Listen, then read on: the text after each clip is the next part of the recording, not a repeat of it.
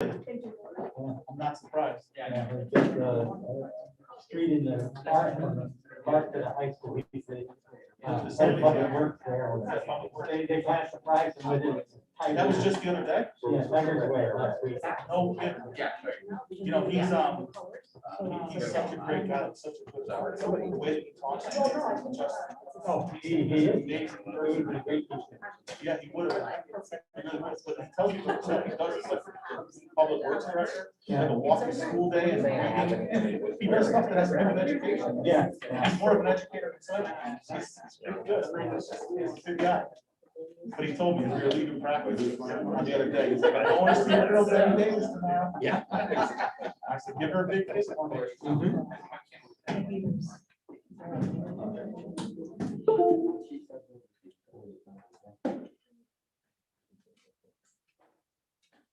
Okay.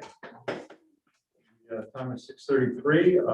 I'd like to welcome you all, and this is the Monday, June 14th, Amity Regional Board of Education meeting. I would like to start the meeting with our pledge of allegiance. To the flag of the United States of America and to the republic for which it stands, one nation, under God, indivisible, with liberty and justice for all. Thank you. Item is the approval of minutes. This is from the May 10th, 2021 meeting found on page 3. Would someone like to make a motion to accept? Ms. Carlson, thank you. Do you have a second? Mr. Oates, thank you. Any discussion? Okay, seeing none. Mr. Belfonte? Yes. Mr. Brown? Yes. Ms. Cardozo? Yes. Ms. Carlson? Yes. Mr. Davis? Yes. Mr. DeMayo? Abstain. Ms. Eichler? Abstain. Mr. Reed? Yes. Ms. Hubbard? Yes. Ms. Burke? Yes. Mr. Howard? Yes. Yes. Ms. McCrevin? Yes. Okay, thank you. The motion passes. The next item is the student report. Yes, so I see Allison has joined us this evening, and I am going to allow her to make introductions, but I would at least like to officially welcome Erin Williamson. She is our rising junior and will be joining the Board of Education as the student representative for the next 2 years. I had a really delightful meeting with her in the last couple of days before school. So I will let Allison and Erin take it away. Great, thank you. Okay, thank you, Dr. Byers. So I'm going to start with the high school report. So that school year wrapped up last Tuesday with seniors graduating at Westville Music Bowl the same day. Despite the unique setting and somewhat inclement weather of the graduation, it was a success, and the class of 2021 really appreciated being able to have such a great ceremony. Then high schoolers returned their one-to-one devices on the 7th after finishing final assignments. They did so in a Spartan seminar session, and the process went very smoothly. Next, One Book, One Amity has been introduced to all incoming and returning high school students. This year's theme is social justice, and the OBOA Club and Library have made plenty of resources and titles available so students can easily find a book of interest to them. Lastly, students are putting the final touches on their production of Anastasia even after the school year has ended. This hard work from students and teachers alike can be seen at the end of June showings of the musical. So like Dr. Byers said, I'm super excited to introduce Erin Williamson to you all. She's a rising junior and has been selected as the new junior student representative for the Board of Ed. Caroline and I are really proud of this decision, and we believe she's going to make a great representative. So Erin, go ahead. Hi guys, thank you Ali for introducing me. My name is Erin Williamson and I will be your junior representative for the next 2 years. I'm very excited to be part of the Board of Education. In the Amity Middle Schools, the recently graduated 8th graders are getting ready to come to the high schools, and the high school counselors visited Amity Middle School Orange on June 1st and Amity Middle School Bethany on the 3rd, and the students were able to meet with their counselors that they will work with when high school starts in the fall, and the Amity Advocates Club shared insight regarding the transition to high school. In Orange, several middle school students shared their talents through virtual performances in June with the end-of-year art show and music performances, which highlighted some of the outstanding work students did in the creative arts this year. The 8th grade class also had an end-of-year picnic that was sponsored by the PTSO, and we would like to thank the PTSO for sponsoring and giving the 8th grade end-of-year treats for the middle school students. In Bethany, all 7th grade students participated in a field day to celebrate all the hard work students have put in this year, and the class had a series of events that were organized by the teachers and helped to build teamwork and communication skills between everyone. The 8th grade of Bethany participated in a drive-up ceremony on the June 7th after some last-minute changes, and although this was not the in-person ceremony that everyone hoped for, the event was well received and allowed for the administrators and teachers to spend moments of reflection, laughter, and celebration as they waved goodbye to the graduating 8th grade class. The 8th graders also had their annual trip to Holiday Hill, where they were able to participate in games and outdoor activities as they celebrated their hard work and kinship after a difficult year of school. We are sending best wishes to the new Amity High School class of 2025 and cannot wait to meet them next year. This concludes the Amity Middle School report. And then I have one more thing, and it's from Caroline. So as you all know, I'm sorry, Allison, go ahead. no, it's okay. So as you all know, Caroline is a part of the class of 2021 and was our senior representative. She cannot make tonight's meeting, but I have a few words on her behalf. So, hi everyone, I'm sorry I couldn't attend tonight's meeting. I was unfortunately unable to change my work shift to be here, but I still wanted to say a very big thank you to all the Board of Ed members. Thank you for being so receptive to the student opinion and for listening to what Allie, Olivia, Ella, and I have had to say. Thank you also for allowing us students to serve as non-voting members and for allowing us to take a more prominent role in meetings and community happenings. It has been a meaningful 2 years serving on the board, and I will hopefully be back soon to visit. Thank you again. And so that actually concludes the student report. Sorry about that. Thanks, Al. We appreciate it. And does anyone have any comments or questions for our student representatives? We appreciate all you've done, Allison and Caroline, and we look forward to working with Maren for the next couple of years. And everyone have a safe summer, and we look forward to seeing you back in August.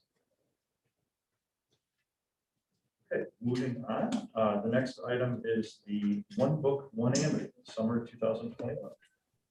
So I would like to introduce Mrs. Shevin, who is one of the One Book, One Amity advisors. Yeah, come on up, stand on either side of the TV. That's great. Oh, good. Okay. As well as two of our students who are part of the One Book, One Amity process. All right. So here I am backstage at Anastasia. I just want, if you're wondering what's behind me, it's because I should be out in a tent helping students change costumes, but I was happy to come and just fill you a little bit on the plan for tonight. And I see Colby. Nicole, are you there too? Okay. Oh, yeah, there you are. Hi. So I'm sorry I can't be there in person, but we thought that we would show you a video that was put together by the students. That we're an unusual group at Amity because we truly are students, teachers, counselors, administrators, all kind of working together, on this school all school initiative. So we put together a 4-minute video, and with your indulgence, I think it will tell the whole story of what we're trying to do this summer. And then if there are any things we can fill in after, we'll do that. So I'm going to share my screen. I hope you'll be able to hear okay. You can let me know if you cannot. It's going to take me just a second to do this correctly. It's not that I haven't been doing this every day all year, but here we go. Okay, here is our reveal video. Grammarly can help you write quickly and confidently, so you never have to slow down at work. Stay on top of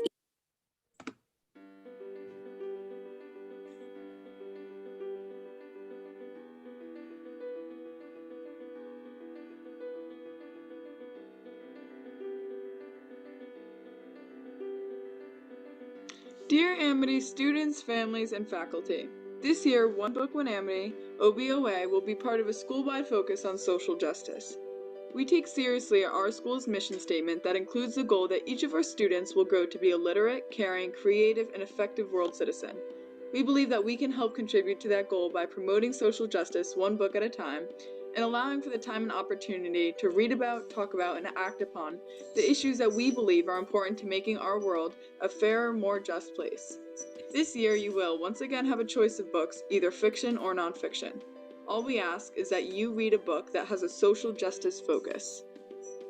We have selected the following topics: gender and sexual identity. Here, you would respect and learn more about sex assigned at birth versus gender identity, gender expression, and sexual orientation, as well as learn how to advocate for LGBTQ youth. Within this topic, you might also learn about reproductive justice or violence and discrimination against women. Environmental awareness. In this topic, you would become aware of the natural environment and make choices that benefit the earth rather than hurt it. You might also read books that help you become aware of our impact on the environment through conservation of energy and water, recycling, and activism. Mental health awareness. With this category, we hope to promote awareness about mental health issues and to reduce stigma and discrimination against those with mental illnesses. Race and ethnicity. Combating racial and ethnic injustice and learning to live and work together in a diverse world. And ability and access. Promote the belief that having a disability or physical difference is a natural part of human diversity, and to celebrate that diversity. Learn the dangers of ableism, a form of discrimination or social prejudice against people with disabilities. So basically what we mean by social justice is this. Social justice is the view that everyone deserves equal economic, political, and social rights and opportunities.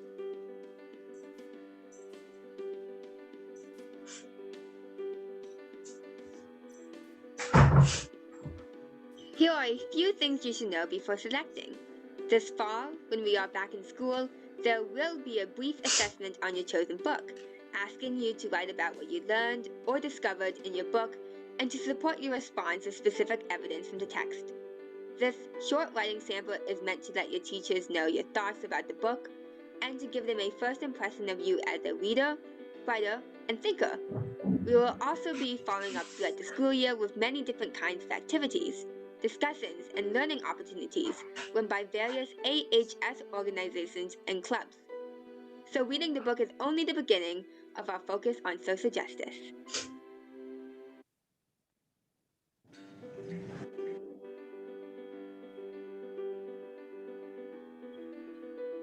We'll provide a long list of suggestions for each category, along with resources to find more titles. Pick one that suits you in terms of topic and reading level, and that is not part of the AHS curriculum. There are many ways to get a good book. Libraries are a great place to start. Your town and school libraries are great resources, and getting a library card is really simple and can be done online or at the library. Visit the AHS library website to learn how to obtain a library card for your particular town. If you choose, you can also purchase the book online or in a bookstore, and you can use an audio format as well. Please reach out if you have any trouble getting a book.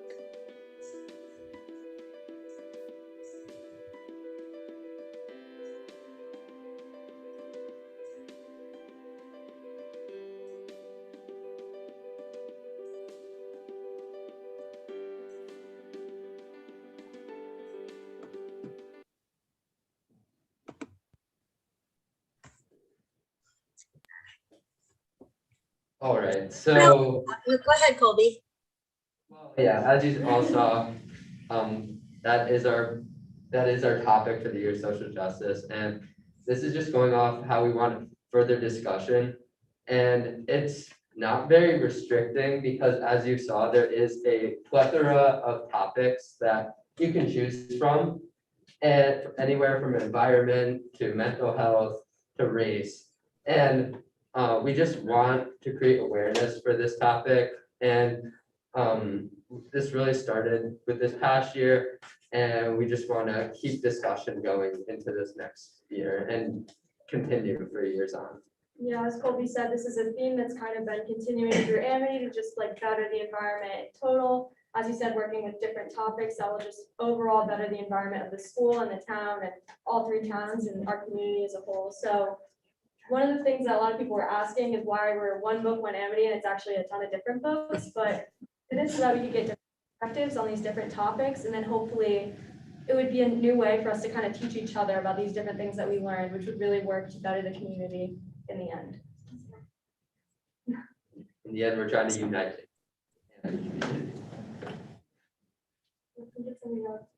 Devin, anything? Thank you both. I don't, Before any of you go, just for the board, because not everybody's been here, you know, One Book, One Amity, I know back in 2018 really sort of ignited the discussion on race and racism when they selected All American. Then when Dear Evan Hansen was selected, we looked at the issues around mental health and mental health awareness, particularly for teenagers. And so by having the One Book, One Amity Club and faculty advisors select social justice as a theme, we're able to continue and expand on this work in the summer of 2021, but also allow students that opportunity for voice and choice that hopefully is going to inspire dialogue and just lead to increased understanding in our school community.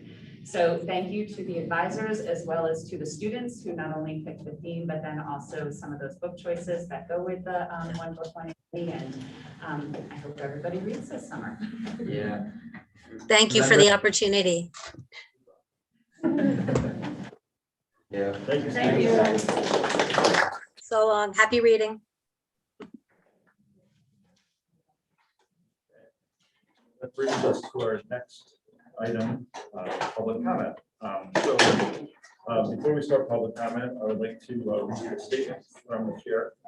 This statement was also shared with anyone coming in tonight that wants to participate in public comment, so they are aware of this, but I would like to read it one more time.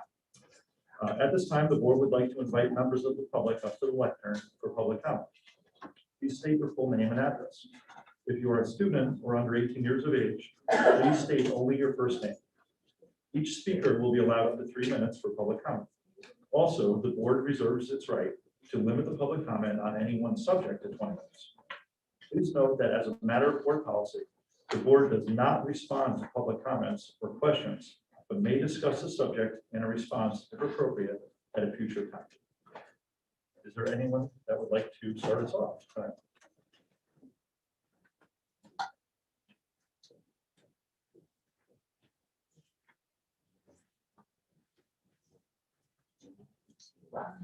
Speak with our mask on. Good evening. My name is Jillian Patel. I am a resident of Woodbridge, 12 Roman Hill Road, and I'm a parent of 2 daughters, one in grade 6, going into grade 6, and the other one will be in Amity High School next year. I am one of 80 members of the Amity Community for Diversity, Equity, and Inclusion. This evening, we have been told we only have 20 minutes to voice our concerns. So you may hear only from the most important voices in our group, the student members in our community. But I want you to know that we're here to represent all the Black, Asian, and white students, alumni, and parents from Woodbridge, Bethany, and Orange who are concerned about the current and persistent culture of intolerance that exists at Amity High School among students, teachers, and administrators. Tonight, you will hear from brave students about recent incidents of vile, racist bullying. And you will see just one example of that bullying that happened in May in the written comments that our group has submitted. You will hear our outrage about educational decisions that are being made. They're very offensive. And you may hear today why the Amity administration believes they're doing enough to combat this culture. But what you will hear tonight will demonstrate to you why what is being done is not enough. No, supporting diversity, equity, inclusion is not putting up a plaque in a hallway. No, supporting diversity, equity, inclusion is not a summer social justice read. No, supporting diversity, equity, inclusion is not Amity administrators continuing to violate Connecticut bullying legislation by allowing students using racist language to go unpunished. And no, supporting diversity, equity, and inclusion is not, as Superintendent Byers stated, that this administration honors the ideas and concepts presented by student clubs and organizations when those student clubs and organizations have ideas that are in themselves racist and offensive. No, supporting diversity, equity, inclusion is not optional training or workshops for students and staff, but mandatory commitment that all adults in the building understand and are modeling the core tenets of tolerance and honoring people from diverse backgrounds. Supporting diversity, equity, inclusion is ensuring students from all backgrounds feel safe, supported and nurtured and cared for, and their backgrounds, their traditions and cultures are honored and respected. And that this respect and honor is shown by administrators and teachers as the leaders in the community every day. And yes, supporting diversity, equity, and inclusion is undertaking a series of timely measures. We will work with the Amity Board of Education and administration to ensure are implemented, and that you will find examples of in our comment packet submission. We request a meeting with the administration and a representative of the Amity Board of Ed to discuss these measures. And yes, our group will continue to be present at these meetings to ensure these measures and more are implemented, and that all of our students from all backgrounds feel safe and supported in our schools. Thank you.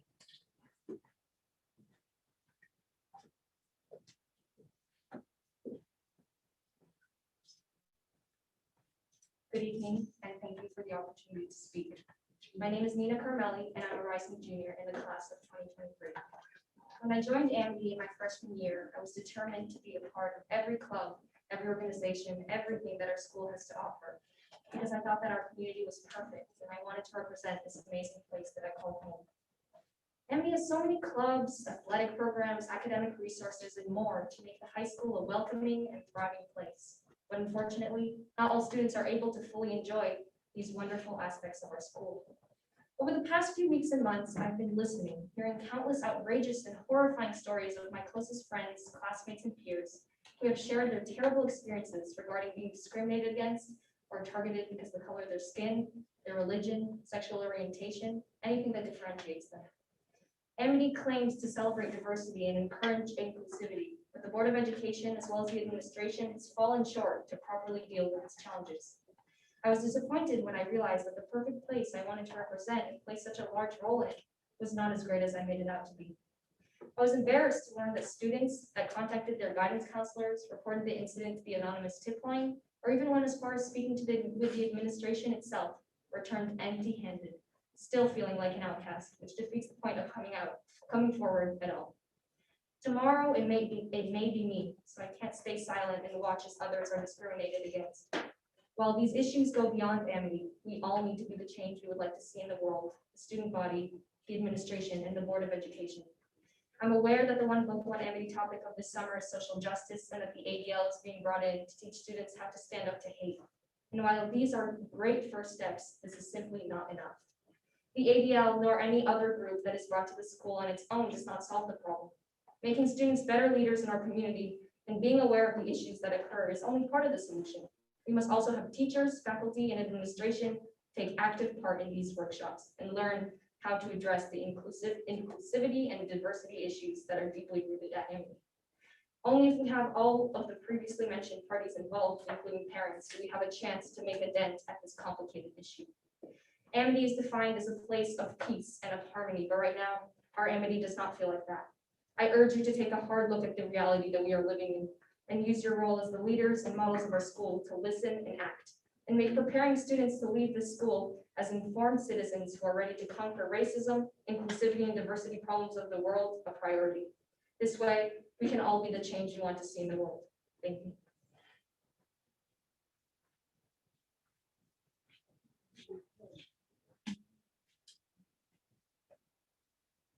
My name is Sage Valia, and I'm a rising senior at Amity High School.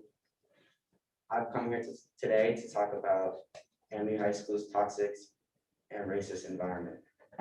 Over the last couple of years, I have grown as an individual because that's what happens when you go to high school. But growing up in a place where being different is not recognized is especially difficult. And I'm also here today to talk about how the environment is not about my own personal experiences, but rather the experiences of other individuals. Over the last month, I've heard several individuals who have been targeted by hate speech, many of which have gone to administration and many of which have been ignored. Our school needs to take action and create legislation or create some type of policy to target specific hate speech against Black and African American students and any other students who are facing any type of bullying. There needs to be some accountability with all members of the staff in the school. And as a person of color who represents the Black Student Union from the school, I would like to see some more collaboration with students of color, particularly in Black History Month. I'd also like to see the teachers sticking out for students of color. Over the last couple of years, I have seen a handful of teachers that I could count on my fingers who have actually talked about the realities of the world's history and from other than a whitewash perspective. And we need to change our curriculum and programming to accommodate for the ever-changing world that's going to recognize diversity. And if Amity doesn't do that soon, we'll be left behind. Thank you for your time.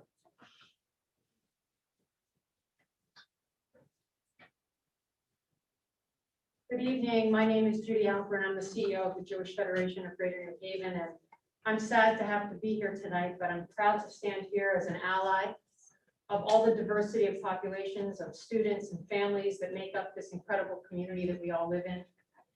Just a couple years ago, we were together at Amity High School discussing this exact same topic, and that time we came together because Jewish students were feeling unsafe at Amity. And my heart broke for them, and I had such great hope that change would come. But sadly, here we are today, and change has not come to Amity. And these kids are breaking my heart again. And I really am just here to plead with you all that you take the steps that are lasting, that it's not just lip service. We don't just stand in the moment and say, we're going to do something about it, but we're going to take back the future of this community so that all people of all backgrounds, of all ethnicities, of all expressions can feel safe and can see a bright, bright future so that we can ensure that the kids that come up behind these kids never have to confront this again. Thank you.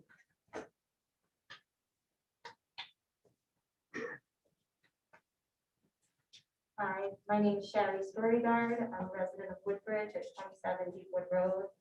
I have kids in the system and I'm a pediatrician to many students in this community. I'm going to answer 3 questions. I'm going to speak to 3 issues.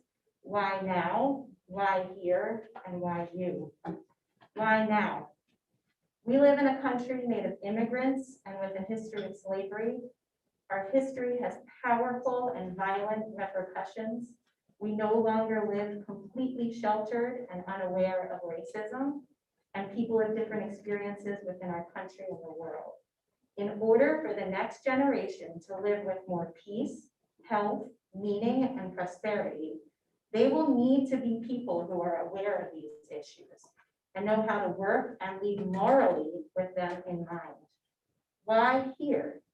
Our towns have the capacity to lead in thought and education. They lay next to a small city with a famous university that develops amazing advances in science, philosophy, and art. From it, we drive home to our beautiful towns of trees and trails. A town where your kid's bus driver may be the same farmer who grows you the sweetest strawberries of the summer. A small town with worldly possibilities. It is a beautiful place with plentiful resources, not just financially, but intellectually and spiritually. These towns have the will and the resources now to seize this moment to make progress for our children. Why you, the Board of Ed? We can do this work at our dinner tables, but more is needed for systemic progress. The goal of a public education system is to give everyone access to learn how to be a successful citizen of the world. A robust education system teaches more than standardized academics. It teaches history in a way that fosters more questions, It promotes discussion that leads young people to see issues from different perspectives.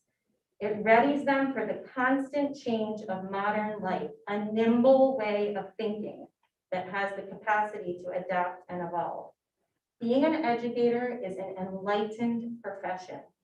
You have been elected to help our education system recruit, retain, and train educators that are enlightened and see this as their charge. You have been elected by us to do everything in your power to have our school district graduate people who can think and work well together in the ever-changing modern world. Thank you.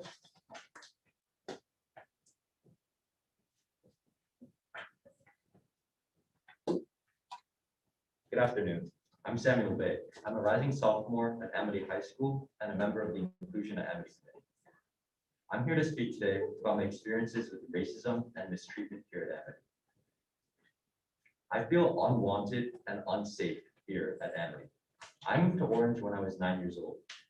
In elementary school, I wasn't allowed to play foursquare by some other kids. I was told instead to go back to Asia. I wasn't accepted to play at recess. At the end of 6th grade, I wrote a speech, much like this one I'm reading now. And I presented that speech.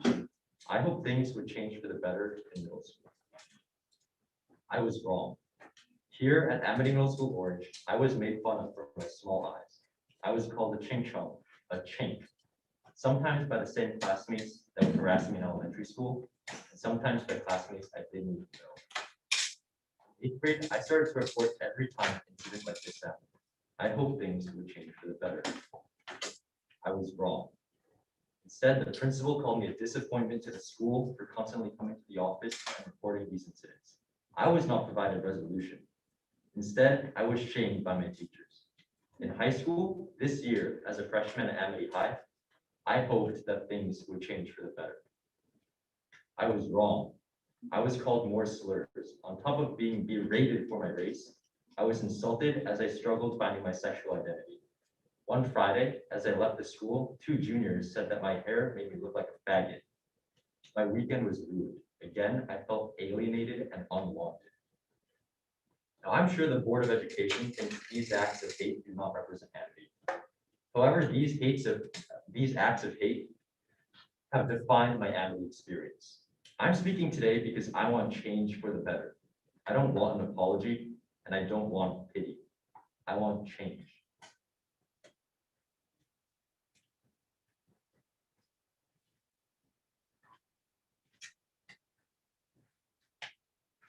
Hi, I'm Sophia McDermott. I'm a rising junior at Amity, and I'll be reading a statement from another rising junior who wishes to remain anonymous. When a student walks through the doors of Amity and sees a problem, we shouldn't feel powerless to change the issue. I shouldn't have to think to myself, there's no point in bringing up my problem because nothing will be done to actually fix or improve it. But I do. After seeing firsthand my friends attempt to contact the administration, whether it be through the anonymous tip line or directly emailing the faculty. I've watched as each one has promised help only to be left empty-handed. And after hearing even more stories over the past 2 weeks of other students' experiences and attempts to contact the administration, only to be mostly ignored, I started to lose hope in the current state of Amity. You give us these Spartan seminars, lectures, and activities about inclusivity and diversity. And you tell us that Amity is a safe environment to voice our concerns and issues. But when we bring up these issues to you, there is nothing meaningful done. Sweeping these issues under the rug is not inclusivity. It is not diversity. Now is the time for change, to work towards a better Amity where our voices are properly heard.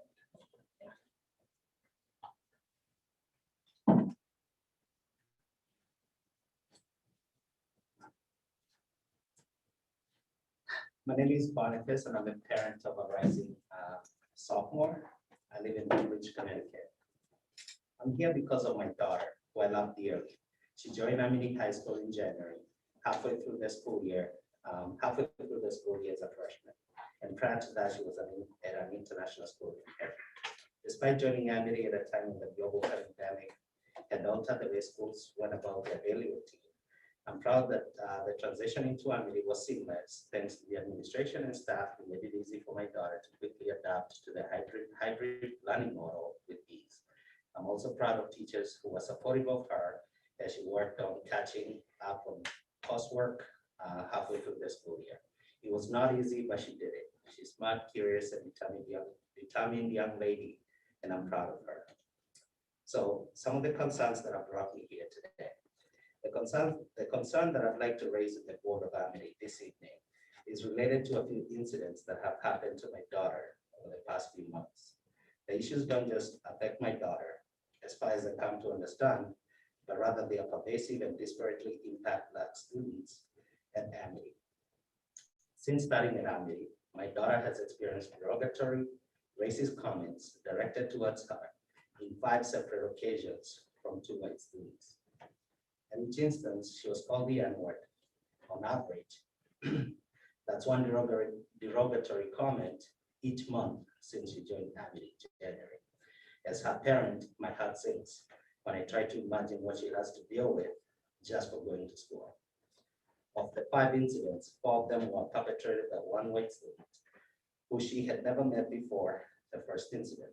A full week went by before my daughter reported the incident to the school administration, despite persistent encouragement from us as parents. After reporting the incident for the first time, she did not feel like the administration believed her. A few weeks went by. It was not until she provided proof in the form of a screenshot of the student admitting to calling my daughter the N-word did the administration take us seriously and take action. We are grateful for the action that was taken. However, there is still underlying fears and anxiety that these behaviors in general will not go away, and that many are acts that cannot be proven because they happen too quickly for the impacted student to capture clear evidence. School is an institution where our children go to get educated. At the bare minimum, parents expect that our children will learn to be good citizens of the world. Additionally, parents expect that school administrators, teachers, and staff will provide a safe place for our young students that allows them to thrive and reach their God-given potential. So my question to the board here today is, what is Amity High School doing to ensure that all students have a safe environment and such incidents are mitigated, and when they do happen, they are addressed swiftly? And what assurances can the administration give to parents like me to assure us that issues such as these will be met with swift administrative action?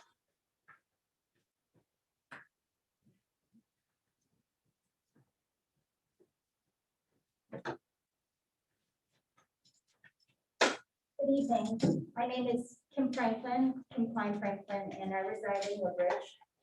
I am the 3rd oldest of 15 children, 11 of whom are adopted, and 7 who attended Amity.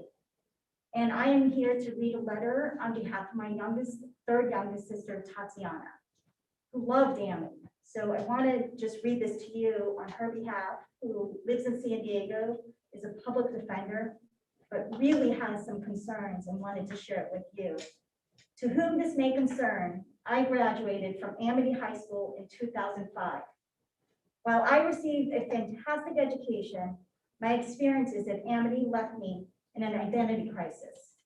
If I remember correctly, I was one of 5 Black students in my graduating class. One of the Black students was my sister. While at Amity, I experienced microaggressions daily. Slowly over time, these daily and persistent insults to my Blackness resulted in my developing low self-esteem and contributed to my depressive tendencies. As a Black person, I felt like I didn't really belong. Yes, I was the captain of the track team, and yes, I had many friends, but at the same time, I felt lonely, isolated, and misunderstood. I heard disparaging comments about my skin being too dark and needing to stay out of the sun. I was told that I was undateable because I was Black. At one point, I bought skin bleaching cream in hopes that I could lighten my skin and fit in.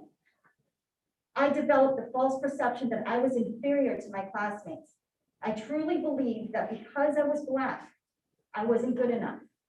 I grew up believing that I wasn't as smart as my fellow classmates. That the only reason I got into a good college was because I was Black. I became so insecure about this that when I did tell people where I was going to college, University of Michigan, I immediately followed up with all of my achievements. I remember that. So that way they knew I earned my spot. At the same time, I would receive compliments that I wasn't like other Black people because I spoke well and I dressed nice. I constantly heard that I wasn't really Black and that I was basically a white girl, that I wasn't like them. This further contributed to my belief that it was better to be white. This further contributed to me hating my dark skin. I harshly learned that I wasn't white when my friends who were upset by me threw my Blackness in my face. They made it clear that I wasn't like them because I was Black. One time, a student from Amity created the following screen name. You gotta spell this. It's R-E-G-G-I-N, Reagan. And I believe there were some numbers after it. This classmate began to message me about how I didn't belong at Amity, and then continued to discuss how my mother gave me up.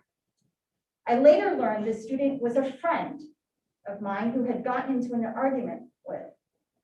When she became mad at me, she believed it was appropriate to call me a hateful word and go as far as to create a screen name of it backwards. Ms. That Franklin, Reagan. Ms. Franklin, just if you could finish your thought, please. We're over 3.5 minutes. She spewed hateful and racist rhetoric at me, and she decided that I was no longer worthy of being her friend and thought it was okay to use my Blackness against me. And so the request from Tatiana here was that I write my story to urge change at Amity and to hopefully start discussion with the school system.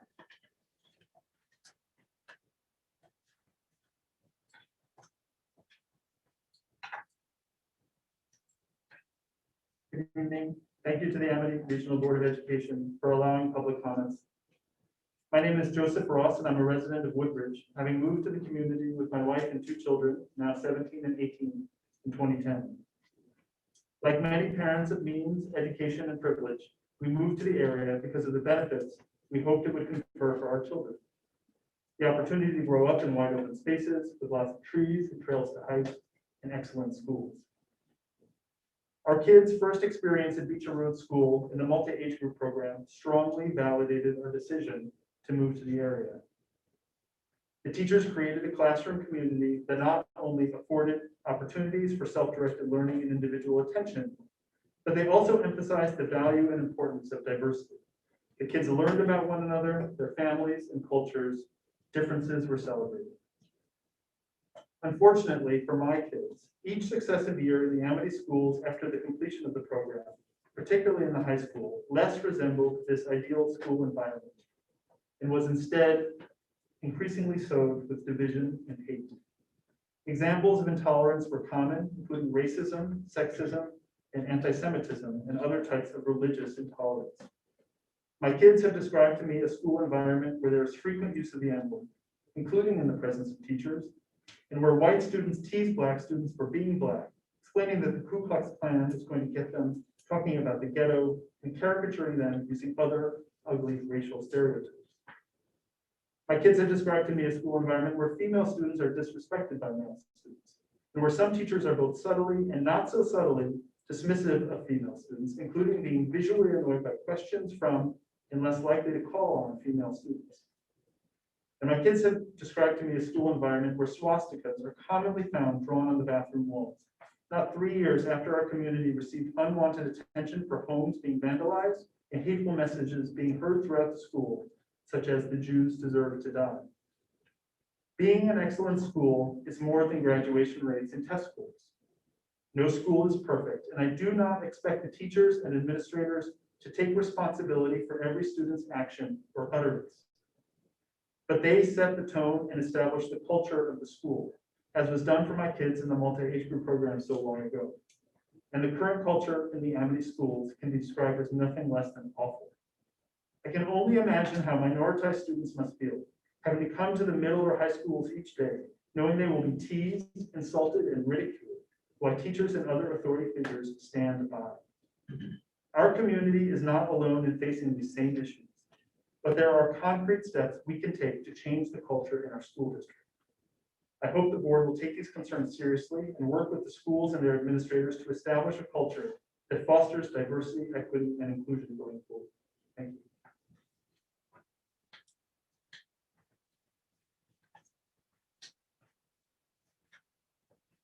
Hi, my name is Erin Williamson. I come to you today as a community member and as a parent of 2 children that will at some point in the future be entering the Amity. I also come to you with other friends who also have children who will be entering this community. We have children currently at Beecher. We sit on the Beecher Diversity Committee. For the past few years, our school has repeatedly received media attention regarding the intolerance that currently exists within our school system. A couple of years ago, it was for anti-Semitism, and most recently, it's for racism.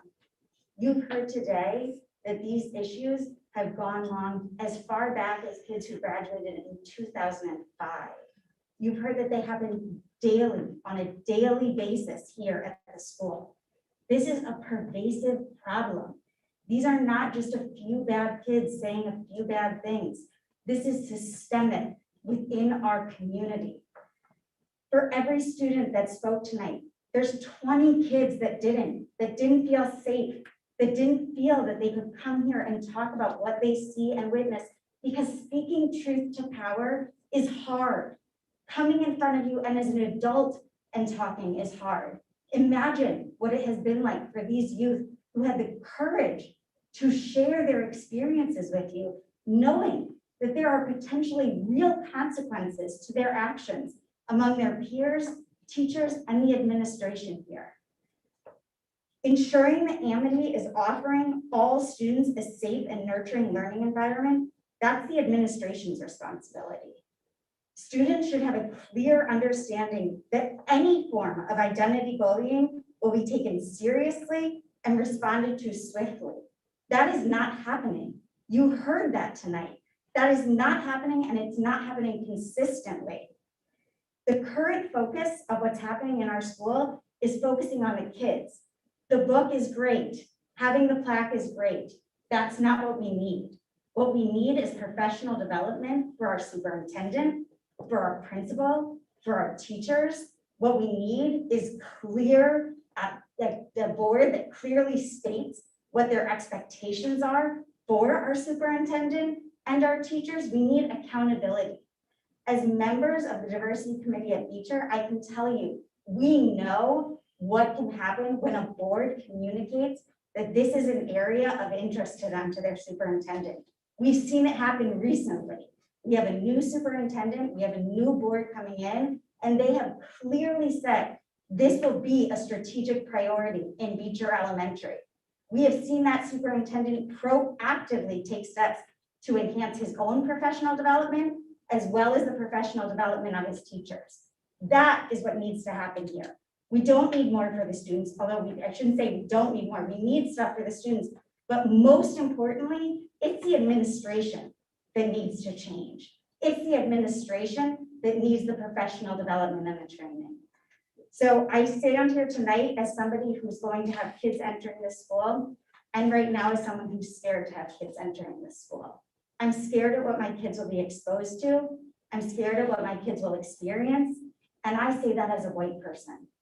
I can't imagine what my friends behind me are experiencing.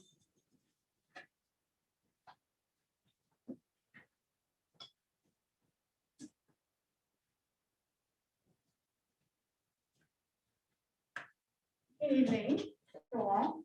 My name is Nazarene Ulysses, and I'm with the 39 Whipple. So I don't want to, I think that you guys know what's going on, right? So there's no need to make you hear me say what my children's experience have been, which has been terrible, to the point where my daughter is now going to a boarding school for a freshman year. All right, so I'm just gonna get to the point. I don't want to waste your time or my time. I think that if I just look around the room right this second, there's no diversity. I think you guys might be great people. I'm sure you are. You love your children, you love your families, and you're wonderful people. But how could we have this conversation when I'm looking around this room right now, to be honest, you guys all look the same color, right? It's been like 20 years with someone else's sibling or whatever, parent, and yet we haven't solved this issue. Why? Because when I look around the room, it's the same look, the same people. Who has a seat at the table? no one that looks like me, no one that looks like them, or I don't know, Ken back there. So what can I possibly say to you to make a difference at this point? Because I'm looking at the faces. Again, I think you probably are wonderful people in some way, but this is not showing up in your district. It's not showing up in your schools, and it's not showing up in your towns, right? What you keep telling me over and over is that I may complain, but my voice is pointless, right? Now, mind you, I come from a third world country, yes, it's called Haiti. It's been known as a shithole country, right? Quote, but I don't think it's a shithole country. But when I'm experiencing things in this town, I don't know which one is more of a shithole, right, for my kids. Because I don't want to pay $85,000 a year to send my kids to boarding school because I don't feel like they're safe in our school that I'm paying taxes for, right? So please, what would you like us to do to make a change? Having a good heart is not enough. No one cares about your heart if it's not something you're changing. No one cares about your apology if it's not something you're going to make right. No one cares about any of those things. What we care about is change, right? You want all your kids to be safe. You want your family to be safe when they go to school. Most of all, school, right? Where can we be safe if it's not our schools? We're not talking about school shooting. We're talking about education, right? If we're only learning about a Eurocentric curriculum, you're already telling me I'm a second-class citizen. And I'm not faulting anyone in here for that ideology because it's something that's been here for a long, long time. Maybe 400 years, or maybe the first couple Black students walking into the first integrated school being spit at, or military has to walk them in, but the curriculum never changed. They're still not welcome, right? Whether it be Asian or wherever they come from, they're not welcome. This may not be something you think about because you're white and the world caters to you. And for the rest of us, not so much, right? And I'm not looking for the world to cater to me. I'm looking for the world to be fair. And so far, our district is saying, doesn't matter. I don't care, right? So am I going to come back here for my grandchildren maybe 20 years from now to have this discussion again? I'm worried that I might, right? So if you're going to be in a position of power, you're not here because you're more important in the position that you hold. You are here because you're supposed to be doing a job to make things better for other people, right? No one cares about our ego. I'm a teacher. No one cares about me being a teacher unless I'm going to make a difference in my students' lives. Then I shouldn't have the job. Right? And Are if you you- could finish your thought, please. We're at 3.5. Okay, my thought is, I feel like this is not going to work because of the fact that there isn't enough diversity even sitting here looking at this board, and I don't know how we can change it at the moment. Thank you.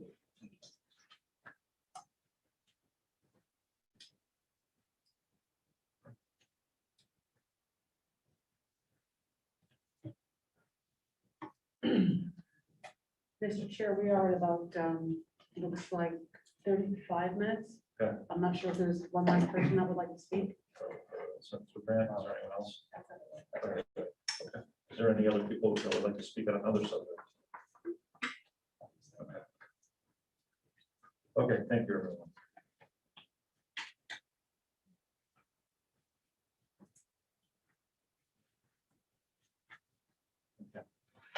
Moving on to item number 7, the superintendent's report. Dr. Myers. So I know that the Board of Education does not have an opportunity to address public comments, but I would like to take a moment of my superintendent's report to at least express some of the work that we have been doing. The Board of Education, first of all, may have observed that I, along with many of the administrators here, have selected to wear red this evening to support the public comments and as a symbol of our commitment to hearing the community's concerns and then acting to effect change. I'm actually grateful for this evening and the opportunity to hear the perspectives and experiences that were presented here this evening, and will continue to listen. We don't disagree with the suggestions for change that were presented this evening and are fully committed to taking the steps to continue to create the positive, tolerant, and supportive environment that is sought. I know that you, as a Board of Education, took a step in May with the adoption of policy 4111.3 on minority recruitment. We have provided professional development to all of our staff for the past 3 years through the NCCJ and through Courageous Conversations. As evidenced earlier this evening, we are committed to continuing conversations and discussions with students and teachers through One Book, One Amity. And I know that I, along with some of my school administrators, have already had courageous conversations in explaining and defending the choice of a social justice theme. We have revised our high school social studies curriculum to include a more inclusive worldview and a less Eurocentric view. And the implementation of Readers Workshop next year will open opportunities for middle school students to read texts from diverse authors and representing different perspectives. We look forward to making the Black and Latinx Studies elective part of our program of studies and have ideas on how we might move ahead of the State Department of Education's timeframe. The high school administration has worked with student clubs and groups to promote equity and inclusion, including Diversity in Action, a student-run organization that collaborates with the school administration to take actions to create a safe and welcoming school climate for all students. Our high school administration participated in a book study this year where we collectively had our own courageous conversations about race within our schools. We examined case studies and talked about the ways in which we can change the small things. This year, we expanded the interest survey and Anti-Defamation League's program, No Place for Hate, to the entire student body as part of the commitment to let all voices be heard. And at the end of the school year, we had 32 students and 31 faculty who expressed interest in learning more about the No Place for Hate program. I see tonight as pivotal in that it provided me a chance to listen to the concerns of our students and the ideas for concrete, substantive improvement. Outside of the Board of Education meeting this evening, no one has yet reached out to my office to speak to me, but I am ready to keep listening, as are all the Amity administrators. I want to work with parents, students, and our faculty to address the reality that students do feel unwelcome at Amity. And while we have done work in this area, clearly more work needs to be done, and I am committed to that. I want to thank the public for speaking tonight and look forward to conversations and dialogue in the future. Thank you.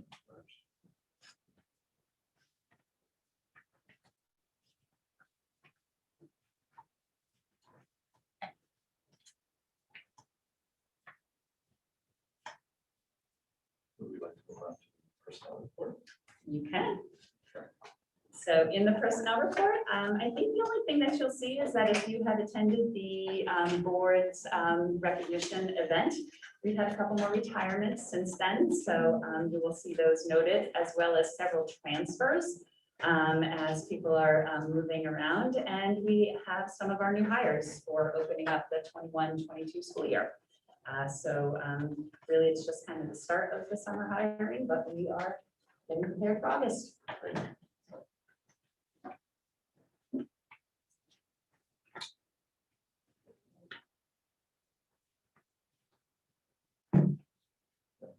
We're on page 14.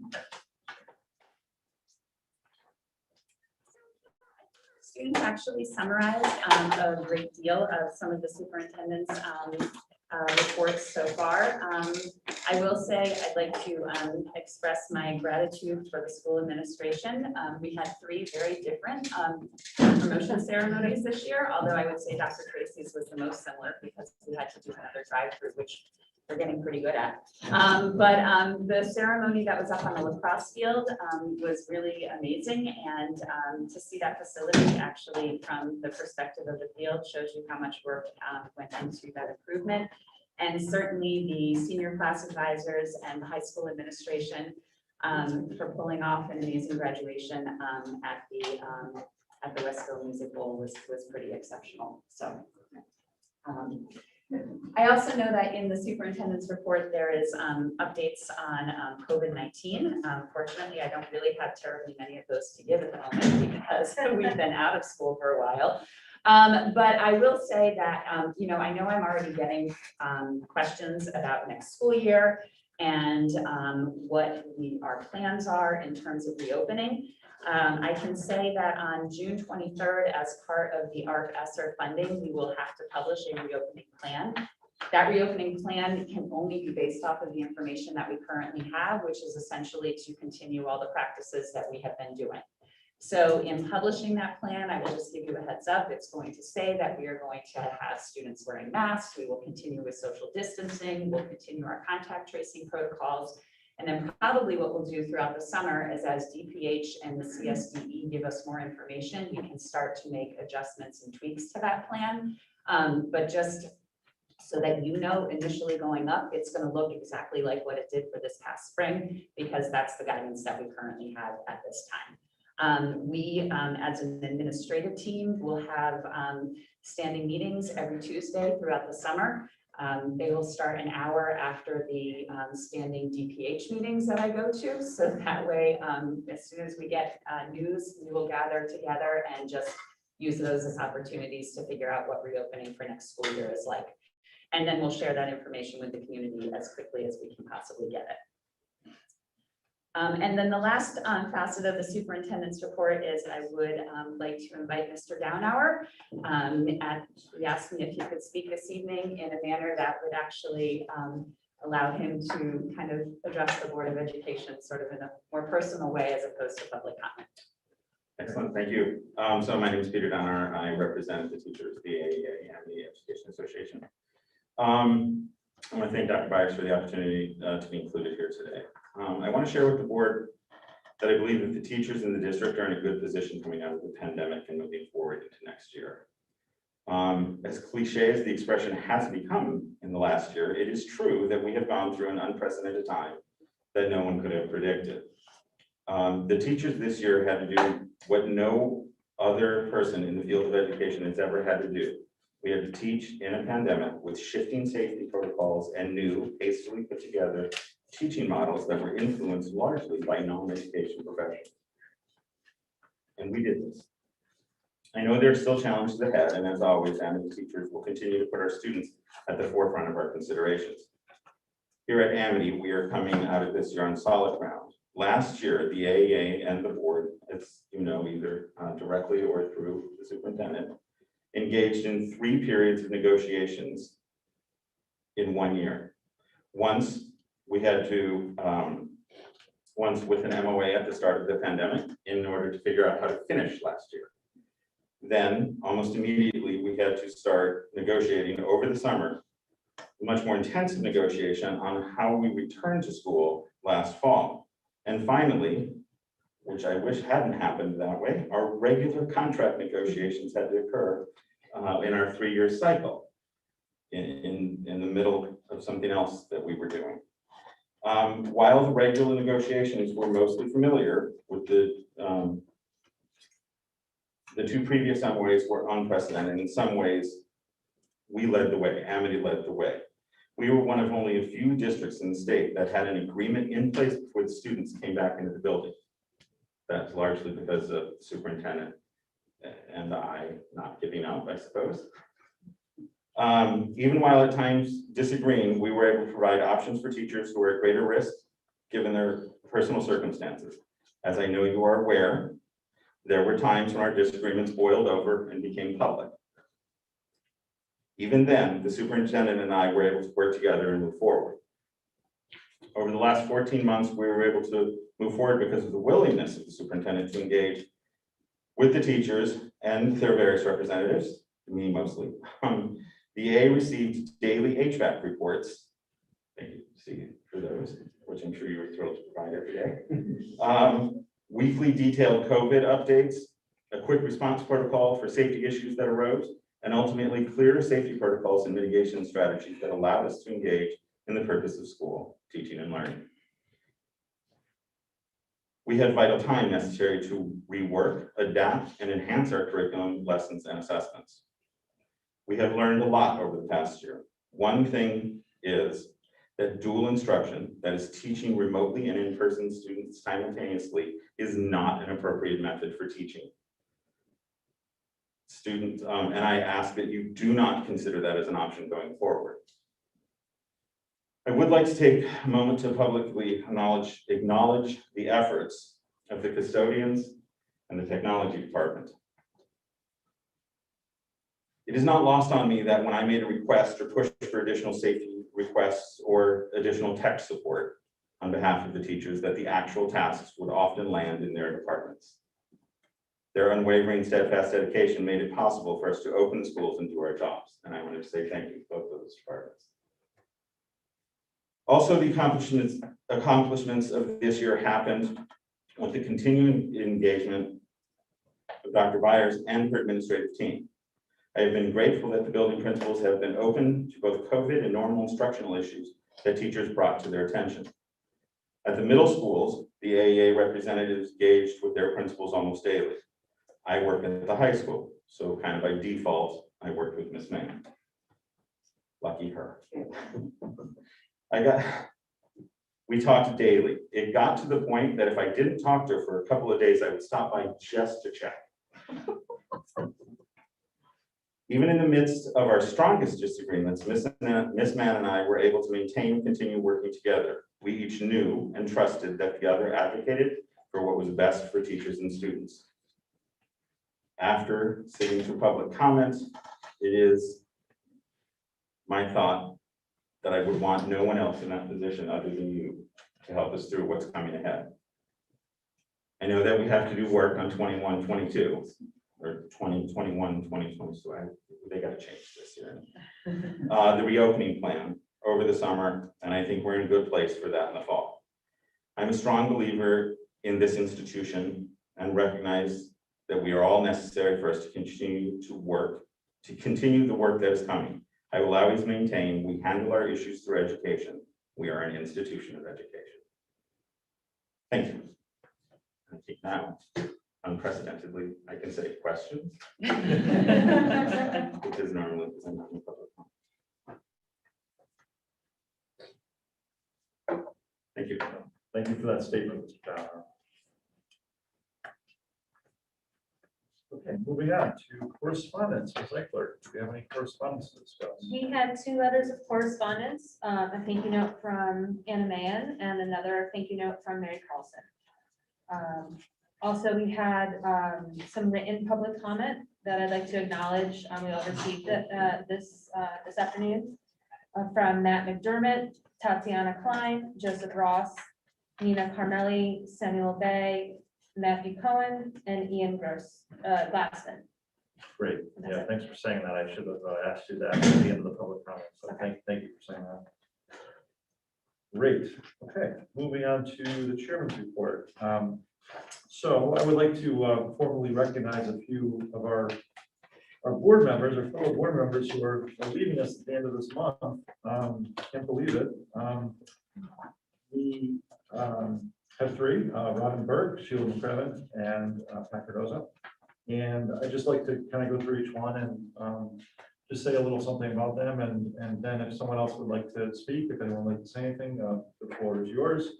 And this is basically the same things I said over at the dinner we had a couple of weeks back. That was for board recognition. Well, it wasn't a dinner, but it was an event for retirements and for board recognition. So first, Robin Burke from Woodbridge. Robin served 5.5 years on the Amity Board of Ed. She participated in the curriculum committee. She was our ACES liaison, and she was part of our school security committee. And Robin's background as an attorney served the Board of Ed well. Robin can always be counted on to weigh in on contractual items and policy changes and how they affected our community. Thank you, Robin. Number 2 is Sheila McCrevin from Woodbridge. Sheila was a Board of Ed member for 7 years. She was the chair of the Personnel Committee, also chair of the Ad Hoc Shared Services Committee. Sheila participated on the Policy Committee, School Safety Committee, and was our CAVE liaison. She was also served the board as secretary. Sheila's knowledge of our board policies and procedures was a benefit to the Board of Ed for many years. I would say that after Tom's departure from the board a couple of years back, Sheila became our parliamentarian, which was very helpful in running our meetings. Thank you, Sheila. And last but not least, Ms. Cardozo. Pat has been on the Board of Ed for 12 years. She has chaired the Personnel Committee, the Facilities Committee, and is also our current chair of the AFC. She's been on many ad hoc committees, including Superintendent Hiring Committee 3 times, once during a tornado. She served on the Fuel Cell Committee, School Security, and volunteered many times for representing Amity for many personnel contracts and countless nights to 3 a.m. And Pat actually was with me serving on that in that capacity this past December, January. So I appreciate all the time you put in. Additionally, Pat is our vice chair of the Board of Ed. Pat has always been there for me to assist in managing the Board of Ed. Her involvement in the community and history of the Board of Ed was a huge help in navigating the waters, especially during difficult times. I could always count on Pat to be there during my time on the Board of Ed as a member and as chairman. Thank you, Pat.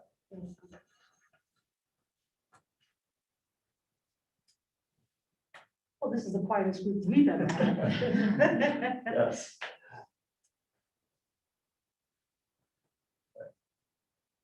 If no one else says anything else. Well, I'll say, I mean, just one thing. What you said is perfect, and I really enjoyed the time with the three of you. And you know, Pat's been here for 2 years longer than I, but I always have counted on your guidance and your recognition of the situation. Sheila has been a great sharpening stone to push and pull and talk to, and Robin, you know, whenever we had policy, and you would always catch the thing that would be in there that we would all just read right through, and you would catch it every time. And so I really have enjoyed, you know, you guys professionally and personally on the board for these years. So thank you so much.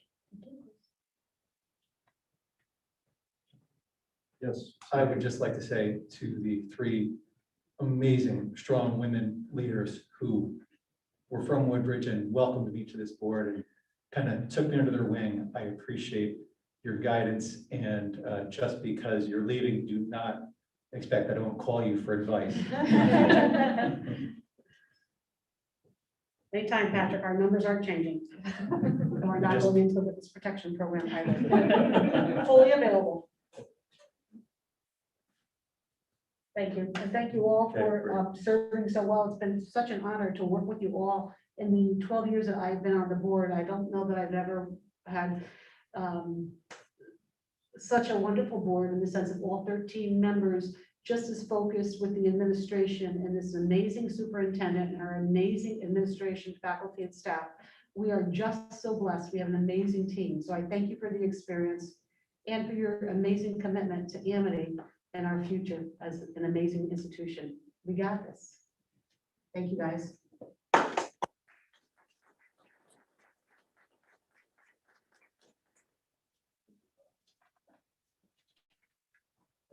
Moving on, we have committee reports.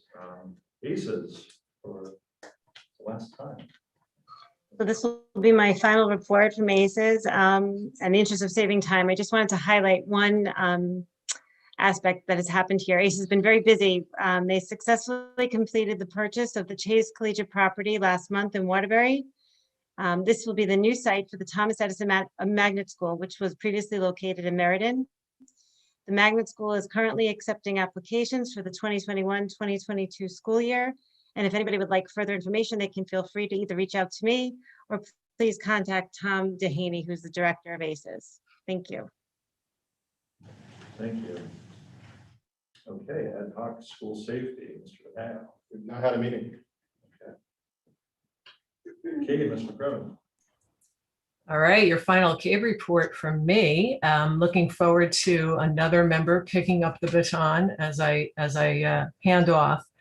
But just briefly, the legislative wrap-up session was today at 11 o'clock. They usually make the video of that available if anyone is interested. Of course, that implementer bill is going to be heard tomorrow, so there'll be further detail coming from CABE on what that is all going to mean, and everybody will receive that as email. Two other things I'd just like to highlight. There is a summer leadership conference. It's an all-day event that's going to take place August 5th from 1:30 to 7:15. That might be an ideal place to learn more. Maybe either current board members or some of the incoming board members might be able to attend that. That's one of the perks that we get for being a CABE district. So it is maybe a helpful leadership event for some of us to attend. And then finally, I just want to draw attention, especially in light of comments tonight, CABE has an ad hoc committee for diversity, equity, and inclusion. CABE is committed to helping boards of ed dealing with this. This is happening all around the state, of course. And I believe that they have a whole host of resources available on the CABE website. Those are all public resources, but I know that there are staff members at CABE that would be very, very happy to work with any district that wants to learn more and do professional development as a board so that the board can be full partners in efforts going forward, which I look forward to. That's it for your CABE report. All right, thanks, Ms. McCrudden, and thank you again for all of your hard work and keeping the board abreast of the goings on in CABE all these years. Okay, moving on to curriculum, Ms. Carlson. No update. District Health and Safety, Mr. Hvac. No update. Okay, and District Technology. No update. Okay, there's a monthly report on page 17. I'd like to thank you. And facilities, Mr. Brown. No meeting, and there's a report on page 18. I stopped by the other day. The main project right now is the flooring of the track that was completed over a couple of days last week. And they're waiting for things to settle and then tightening up cables, and then they'll start on the middle. And hopefully we will be in good shape in July. Yeah, it sounds like probably by the time the track surface is actually put down and dried, we're probably a little more towards the end of July than mid-July, but with the extension from TPZ, we don't have that pressure crunch around the July 16th deadline. So we will have plenty of room to get everything completed before the start of the school year. And that's about it. Okay, there's a monthly report on page 18. Yeah. For everyone has the packet if anyone has questions. Mr. Martoni's here. Yeah, moving on to finance, Ms. Cardozo. Ms. Lewis. Well, the finance committee did have a meeting at 5:30, and we did unanimously approve all of the recommendations by Ms. Loomis that she will go into, I'm sure, for the greater board all at once. Start with the first item. Please, yeah. So the first item is discussion of possible action on the tuition rate for the 21-22 school year. And there's a memo in the packet on page 19. We are requesting an increase of 3.084% or $574 to bring the tuition rate at $19,170 for non-residents next year. This is the formula that we use based off the current per pupil expenditure index for 21-22. We also ask that you set the base rate for special education tuition at $19,623, which is also based off the net current pupil expenditure report for special education students. That's for 21-22. There are a list of additional services that should a special ed student, non-resident student enroll that based on their IEP, if they need those services, that the tuition would be adjusted to reflect those costs as well. Great, so you have to do a motion to make. I'll make the motion to approve the non-resident tuition rate for 21-22 school year, $19,170, and the non-resident special ed based tuition rate at $19,623 plus any additional services. Thank you. Do we have a second? I'll second it. Mayo, thank you. Any discussion? Okay, seeing none. Call the roll. Mr. Belfanti? Yes. Mr. Brown? Yes. Ms. Cardozo? Yes. Ms. Carlson? Yes. Mr. Davis? Yes. Mr. DeMayo? Yes. Ms. Eichler? Yes. Ms. Hubbard? Yes. Mr. Reed? Yes. Ms. Burke? Yes. Mr. Howard? Yes. Yes. Yes. Motion passes. So the next item is discussion of possible action on contracts over $35,000. The first one is the food service contract. The district is entering the 6th year of actually a 5-year contract. The state allowed an extension to a great number of because of pandemic and the difficulty in conducting a bid during that environment. So the state sets the guidelines, and the maximum increase would be the CPI index at 4.5%. We negotiated a 5% increase this year. Last year, we had a 2% increase. However, this year, the cafeteria workers contract was renegotiated. The two different fees you see, the management fee is basically the Chartwell's profit. The administrative fee covers corporate supervision, financial reporting, field auditing, marketing, purchasing, and human resources support for the union and workers under the cafeteria department. Okay, so we have a motion there that's been made. Could someone make that motion? I'll make the motion, move to award a one-year contract extension for food service operations for 2021-22 to Compass Group USA Chartwells per the proposed amendment, and the Director of Finance and Administration is authorized to sign the amendment. Thank you. Would someone like to second that, please? Mr. Davis. I'll second. We have Mr. Davis already here. We'll catch you on the next one. Sorry. Thank you. Any discussion? Okay, seeing none, we can call that. Mr. Belfonte? Yes. Mr. Brown? Yes. Ms. Cardozo? Yes. Ms. Carlson? Yes. Mr. Davis? Yes. Mr. DeMayo? Yes. Ms. Eichler? Yes. Ms. Hubbard? Yes. Mr. Reed? Yes. Ms. Burke? Yes. Mr. Howard? Yes. Kevin? Yes. Yes. Thank you, everyone. So the next two items, there was revised information provided to the members here with an additional packet on your table. And the remote members should have received an email from Ms. Perro with the attachments, so you can refer to the updated information. The first item is the telephone system, and the district's phone system currently is no longer supported and has been on the capital plan for replacement. However, we've had a few items start to fail, and the state is also offering another round of security grant funding, and the phone system is a qualifying item. So we had gone out to bid for a phone system, and we had 19 vendors attend a mandatory pre-bid meeting, and 15 vendors submitted proposals.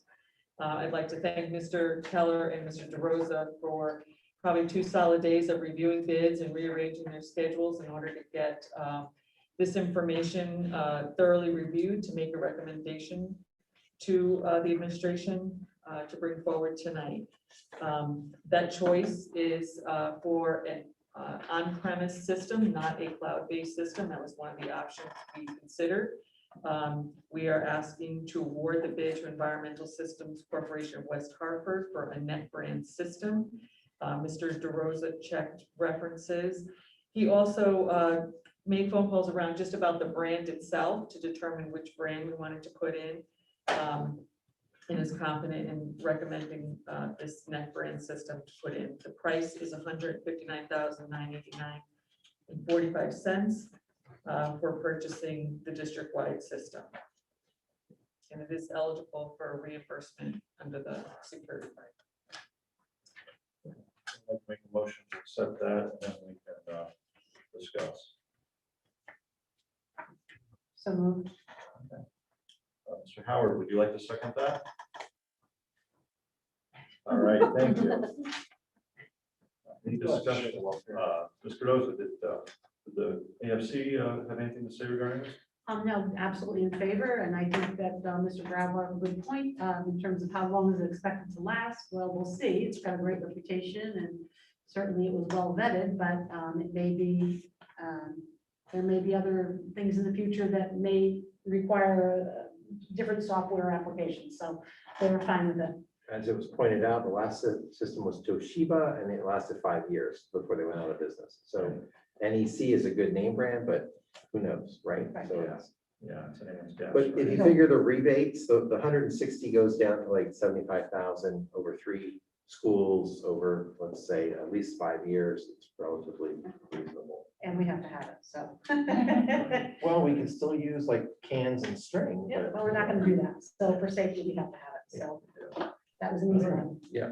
Can I ask a question regarding the rebates? How would it function if the money is coming from this current fiscal year, but then the rebates arrive, I assume, not in this fiscal year? Do they actually get assigned to this fiscal year, or will they have to lapse into the next?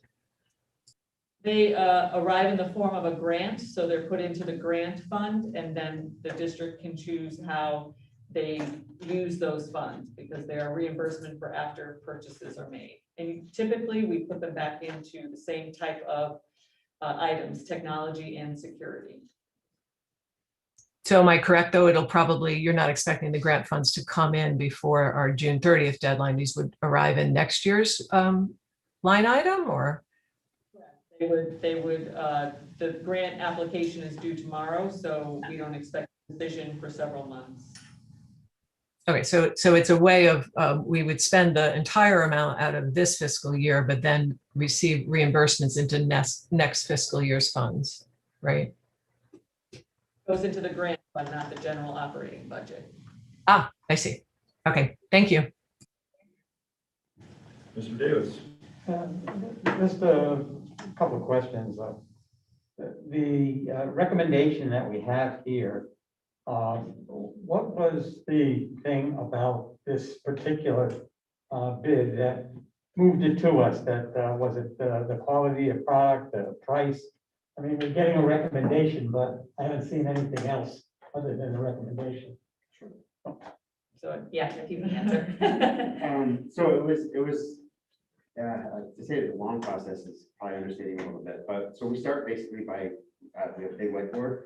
We list out all of the bids that came in based on manufacturer, features, whether or not it's cloud-based, on-prem based, and then we literally pick through each one and do comparisons, and we find features that we really do want, features that we really don't want, features we can do with or without, and we start kind of weeding them out one by one. There were multiple vendors who came in with like Mitel is a big one. Mitel, I think we had 5 vendors who approached us with Mitel, and so what we do is we take those 5 as an individual group, and we go through those 5 and see of those 5 which one makes the most sense, and we move that one forward into a column.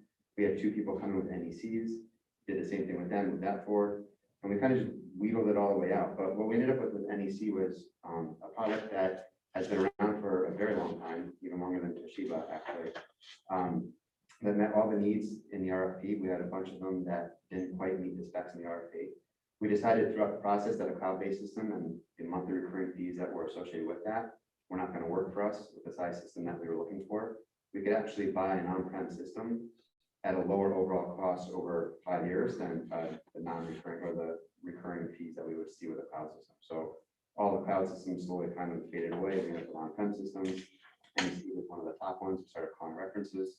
I actually called Glastonbury School System just to ask about NEC in general because they just did an NEC system. And while he was raving about the NEC phones in the system, he also started raving about the vendor who did the installation and support of them, who happens to be the same vendor that we were with. So it kind of all came together. And then when we looked at cost final, the NEC system that we ended up choosing was, I think it was second lowest in net off bid requirements, and the first lowest was a system that just did not meet our needs or requirements, and was a vendor that we had not worked with, had no familiarity with, and whose references actually didn't pertain to the product that they were selling. It wasn't phone references, it was for other appliances, for firewall references. So I kind of knocked that one out, and we were left with one that we're really comfortable with, which is one with 4 guys. Thank you. Appreciate that very much. Good stuff. Great that you guys did that kind of work. Gives me a lot of confidence in the process. Thank you. There's no other questions. We can call roll. Mr. Belmonte? Yes. Mr. Brown? Yes. Ms. Cardozo? Yes. Ms. Carlson? Yes. Mr. Davis? Yes. Mr. DeMayo? Yes. Ms. Eichler? Yes. Ms. Hubbard? Yes. Mr. Reed? Yes. Ms. Burke? Yes. Mr. Howard? Yes. Ms. McCrevin? Yes. Dr. Turner? Yes. Okay. Thank you. The next item is phase 3 of the parking lot at Amity High School and the facilities. This is part of the bonding funds. And a bid was put out and 5 contractors bid on the project, and prices range from $1.91 per square foot to $2.75 for paving, and then various prices for line striping and prices for curbs. The overall total project costs range from $192,974 to $279,335. We are recommending H&L Paving LLC from Norwalk as they were the low bidder. The district has worked with the project manager while that person was employed with another company, and Mr. Martoni has checked references of H&L Paving and projects done by them and is satisfied. The budget for paving is $329,485. That's remaining from our first phase project, second phase project. And what we're asking is for the board to not only award the bid to H&L Paving for the back parking lot along the stadium field, but also if after the tent is removed from the rear parking lot and the tent company will patch, what is there, when they remove the poles, but if we're not satisfied with the condition of that rear parking lot, that we can work with this vendor to repair that parking lot to a like new condition that it started off the school year with last year. Okay, would someone like to make a motion to accept that? I'll make the motion. I'll move to award phase 3 of the paving project at Amity High School to H&L Paving LLC of Norwalk, Connecticut, for the price of $192,974, with the option of repairing the rear parking lot if needed with remaining paving funds. Thank you. We have a second. Mr. Reed, thank you. Any discussion?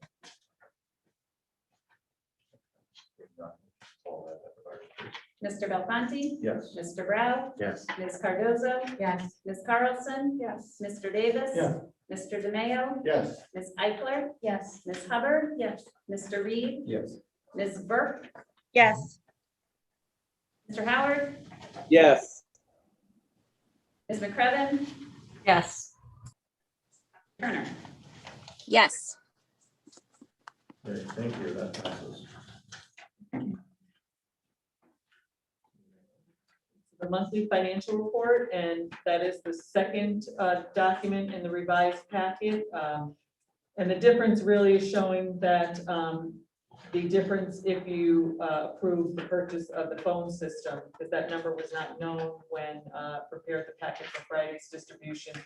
So the difference in the two reports is the $159,000 for the phone system. The change month over month was a little change in revenue up and down. Overall for the year, special ed reimbursement came in at 84.4%, which is substantially higher than other years. We budgeted 73%. We see changes in the salary lines, and we specifically saw a lot of changes once staff became vaccinated, returned from working remotely, and we had a significant drop in the need for substitutes. It's also the time of year that people do tend to be on unpaid leave of absences, and those funds start to become unencumbered. The medical for the month was under budget, and for the year right now is projecting that it will be about 77% of budget, and approximately $700,000 left in that account. Special ed transportation and tuition, as usual, fluctuate month to month as to student needs. In other purchase services, you will see a request for $31,440 to put into the school cafeteria fund. If approved, that would be the total transfer from the general fund to the cafeteria fund of $106,440. The overall loss through May is $112,543. In the estimate by the end of, once the numbers are final for June, is about $122,000. Just as an example, a la carte sales in a typical year, the last full year, 2019, were $281,000, and this year they were $7,500. So even though this is a significant request to put money into the funds, we're able to offset some of that deficit with providing free lunch at a higher reimbursement rate to students. So you will see that transfer later in the packet. The transfers will fully expend the contingency account. You will see requests for equipment As I had mentioned in prior month, that we'd be coming forward with those with devices for support staff, administrative staff to work remotely. And then when we return the leased devices, we would like to buy out some devices for stock of parts. So we will ask for transfers for the COVID accounts. We think those expenses are winding down for the year.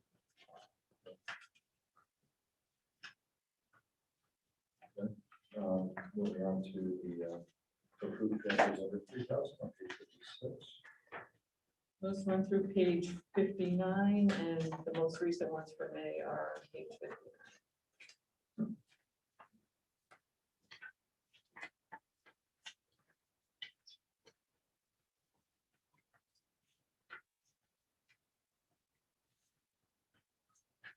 Then if you'd like me to go on to the budget transfers over 3,000. We have basically two sets. One is the general operating budget and one is for the capital funds.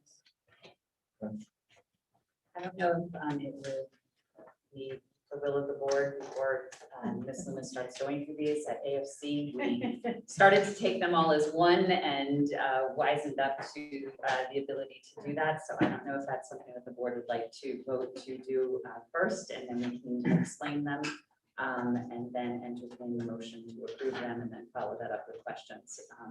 But I will defer to Mr. Brown and Ms. Cardozo, who were actually at the AFC meeting and went through that It process. was pretty simple, and if we could defer to Chris, he can just repeat his smooth motion. But can I include the technology this time? Yes, you can. So, please, Chris. So I'd like to make a motion to approve the items for the transfers on page 60 of our packet, and starting with the technology A through C, and then the security A through D, and then 3 through 7. So I'd like to second from that. Ms. Carlson, thank you. So this is the motion to take them all together. Yes, Yeah. that is correct. Just want to make sure. And if there's not any discussion on that, call the roll. All right, Mr. Belfonte, Yes. Mr. Brown, Yes. Ms. Cardozo, Yes. Ms. Carlson, Yes. Mr. Davis, Yes. Mr. DeMayo, Yes. Ms. Eichler, Yes. Ms. Howard, or sorry, Ms. Hubbard, Yeah. Mr. Reed, Yes. Ms. Burke, Yes. Mr. Howard, Yes. McCraven, yes. Turner, Yes. Okay, so now we're taking them together. So now we need a motion to approve all of them. Make that motion. Ms. Cardozo, thank you. Do we have a second? I'll second. Okay, Ms. Eichler, thank you. Okay, Ms. Kels, right, do we want to present this one? yeah. Do you want me to present? Yeah, first if you and want then- to present through them, and then we can answer any questions that would come up afterwards. Great, thank you. Okay, so item 1A in technology is the staff laptops. We're working on two different bid items, bid consortiums, 11 devices for administrators that would total 17,787, and 33 devices for support staff totaling 27,456. A total transfer request of 45,000. You will see that a good chunk of that comes from within the technology department itself, just given like every department operated differently this year, so it had some funds available, and then just under 15,000 coming from contingency to cover that expense if approved. The second item is the Promethium active boards, what we typically call smart boards. We currently have 2 that are not repairable, and there are no funds in the budget next year to replace any that fail. So the request is for 4 Promethiums, and that 2 is also coming from the technology department's budget in a transfer between accounts. The student devices buyout is for the first lease that's about to expire, and we'll be returning devices, and devices that are not fully functional, we'll have to pay the fair market value for. We would like to keep those on hand to make a stock of parts for other devices in-house and for the student help desk. That is a request of 24,000 coming from a transportation account to equipment. The phone system, I think we just went through that. You can see that is actually coming from the medical line, and that is the third this is the third document from the revised packet, by the way. that has the mount in there for the phone system. Key card access, each building is requesting additional points with the number of times that students are taken outside during the pandemic, and it's a practice that the staff would like to continue, but they would also feel more comfortable with more access points to come back into the building with their key card badge. All of these security items are eligible for grant funding. Then we have security facilities, window film. We'd like to continue adding window film to the buildings. This is also an item that is eligible for grant reimbursement. This would likely finish off all of our areas for window film if this is approved. And lastly, under security is to add a fence on the side field by Amity Middle School, Bethany. The field's used for many activities, and one end of it is accessible from the road. So we would install a fence to increase the safety of field activities. This is also eligible. As far as the security grant goes, we filed a grant today. We requested a total of $677,947. That puts us in a reimbursement rate if everything were approved of $235,515. We're allowed to go back and include all items that were not funded in previous rounds. So, for example, the biggest items that come to mind are the security vestibules at Woodbridge and Bethany Middle School were not funded. Orange was funded in round 4. So we put in everything that was not funded, and hopefully we will get credit for those projects and receive some funds. Number 3 is the cafeteria request for $31,000, which we went through in the forecast. Staff development, Dr. McCadden is bringing in a presenter for Reader's Workshop, and that is a transfer between her accounts. Special ed, Mr. Brandt is asking for additional protocols and assessments for evaluations, and those transfers are between his accounts. At Bethany, Dr. Tracy is requesting to purchase 25 guitars, mini amp stands, picks and plugs, and this is due to the addition to music to the rounds in the coming school year. Orange has enough guitars. They may need to order some smaller items, but it will be under $3,000. Many of those lines are coming from within the Bethany accounts. And 7 is the last one, and that is the COVID accounts. And again, just having tracked the expenses all year and taking money from transportation to cover some of those costs. And this is the last of the funds that we had held back from accounts, the 15% we're releasing to cover this transfer. Quite a bit. Does anyone have any questions for Ms. Loomis or discuss these items? Ms. Burke. I just had a question with regard to item 6 at the Bethany Middle School. The request is being made, it looks like music equipment, stands and guitars, but I'm just wondering why there's travel conference, how that is included there. That's where we're taking the money from because it wasn't spent on travel and conferences. Oh, that's coming from that account.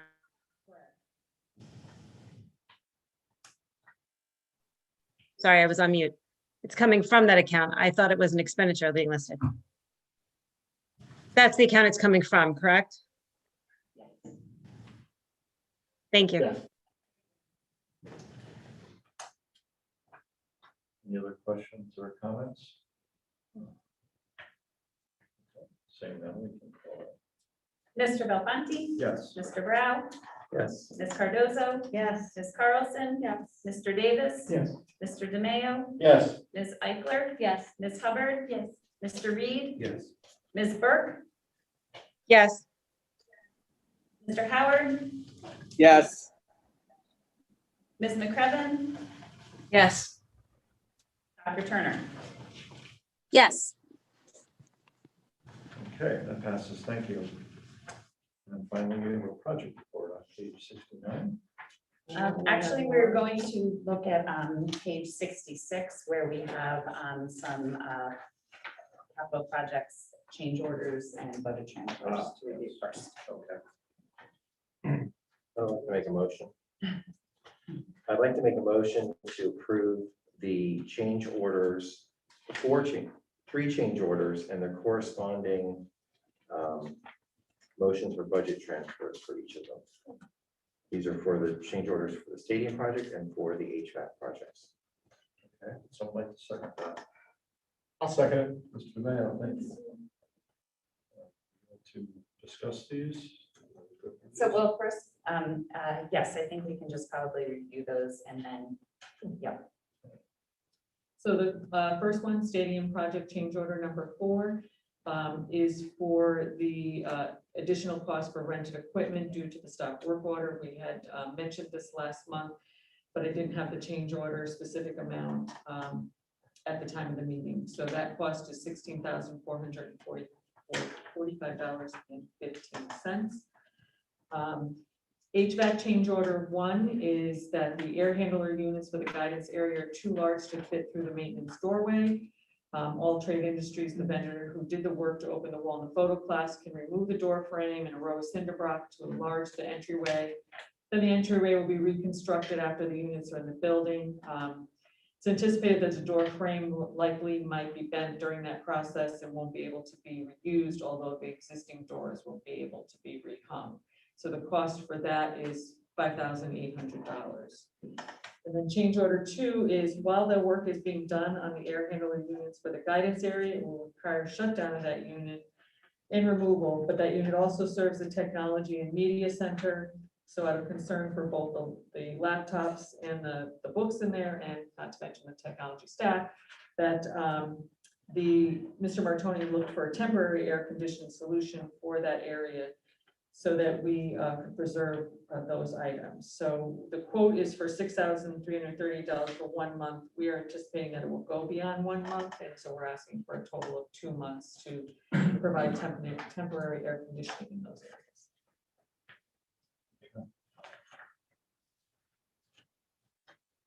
Any discussion regarding those items?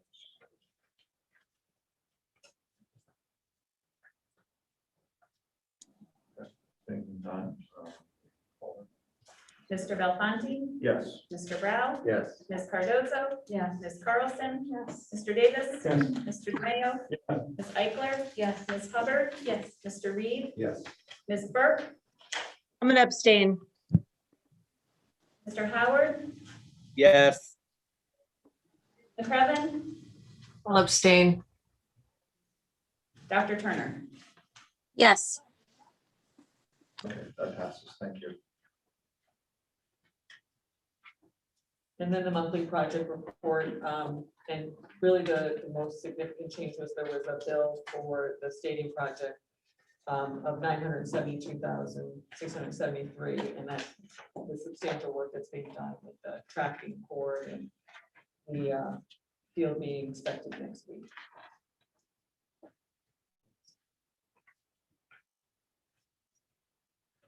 Great. Okay.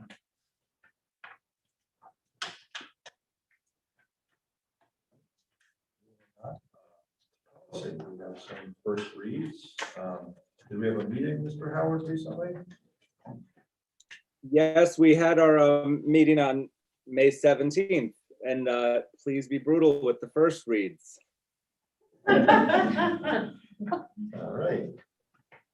So the first policy is a new policy for the Board of Education for consideration for 118.22.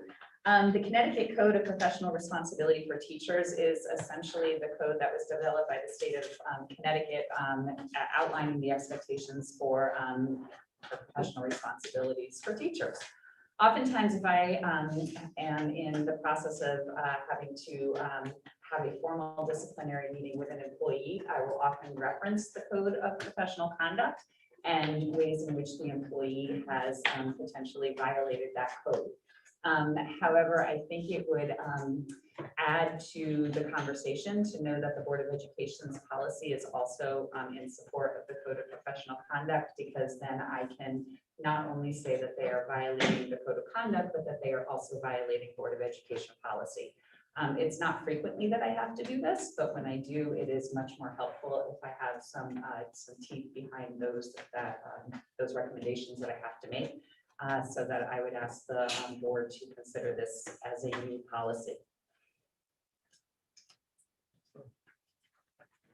And then the second new policy for consideration. So on page 73, that is the existing student staff non-fraternization policy. So that's the current Amity policy. And then beginning on page 74 is the newly proposed Amity policy. First, I do want to make it clear that we don't have any issues in this area, so that's not why the policy is coming before the board. Thank you, Ms. Carlson, for crossing your fingers. I appreciate that as well. But I do think that this policy is a much more robust and clear policy. I particularly like the second paragraph where it's the responsibility of the administration to review this policy. And it certainly provides much more clarity about student and staff non-fraternization expectations. So that is the second revision that I would consider the board, or I would ask the board to consider. And then the last policy, which again is a new one, is 4118.51. And throughout the course of this year, we have certainly had some instances with respect to social media and staff, and we do not currently have a policy in place for that. This policy was actually developed by the Board of Education's attorneys because I was very cognizant of the very fine line that you walk between First Amendment rights for the staff, but then also the use of social media and the portrayal of the school district within that social media. So I did ask the board's attorney to draft this policy for consideration. I do know that in reviewing other policies from other districts, the language is not that different from other districts. So I feel that this has probably been vetted not just by the Amity board's attorneys, but by several of the board attorneys throughout the state. And I really bring it to the board tonight as a first read. As Mr. Howard said, please be brutal. Because it's actually very important to me that this policy goes to a second read in August, so it can be in place at the start of the school year. The policy is also accompanied by a regulation that the board's attorney has drafted for us, which the school administration has reviewed. And I have also asked for input from the AEA to see that it's a regulation that we can actually work within those parameters.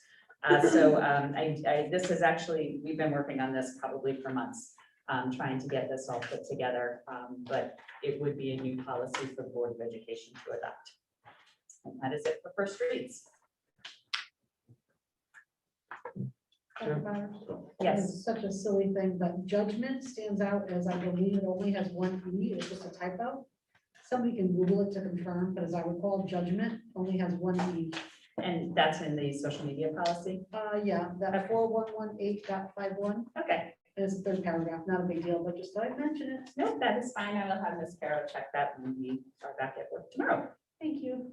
On page 74,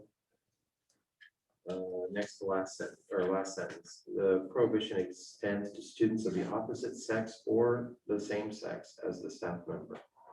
It just seems an overburdened way to say it. Like we just say of any sex, or we don't have to say it at all.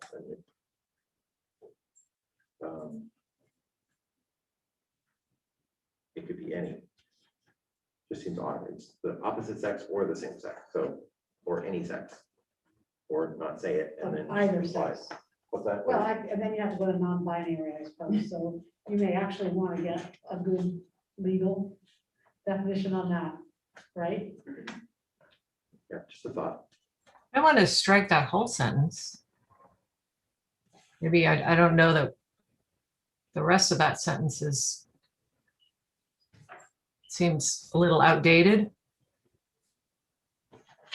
Was this also reviewed by legal? I apologize. So this was actually, Kate provided models of a student staff fraternization policy, and they had probably I don't know, 8 different ways you could say this. And so what we did was pick language that seemed most appropriate for, I would say, a 7 through 12 setting. Right. And kind of drafted the more robust.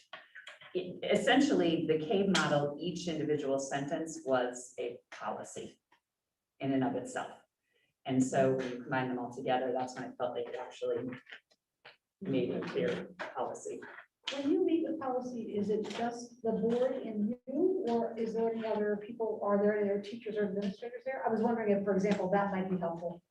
Sometimes there is, if it, like particularly like social media, they don't attend the policy meeting, but I forward out the policy to them. Yeah. Even before I oftentimes bring it to the board policy committee, because if they know there's something that isn't going to work, then, then I can strike that before I even get that to policy itself. Yes.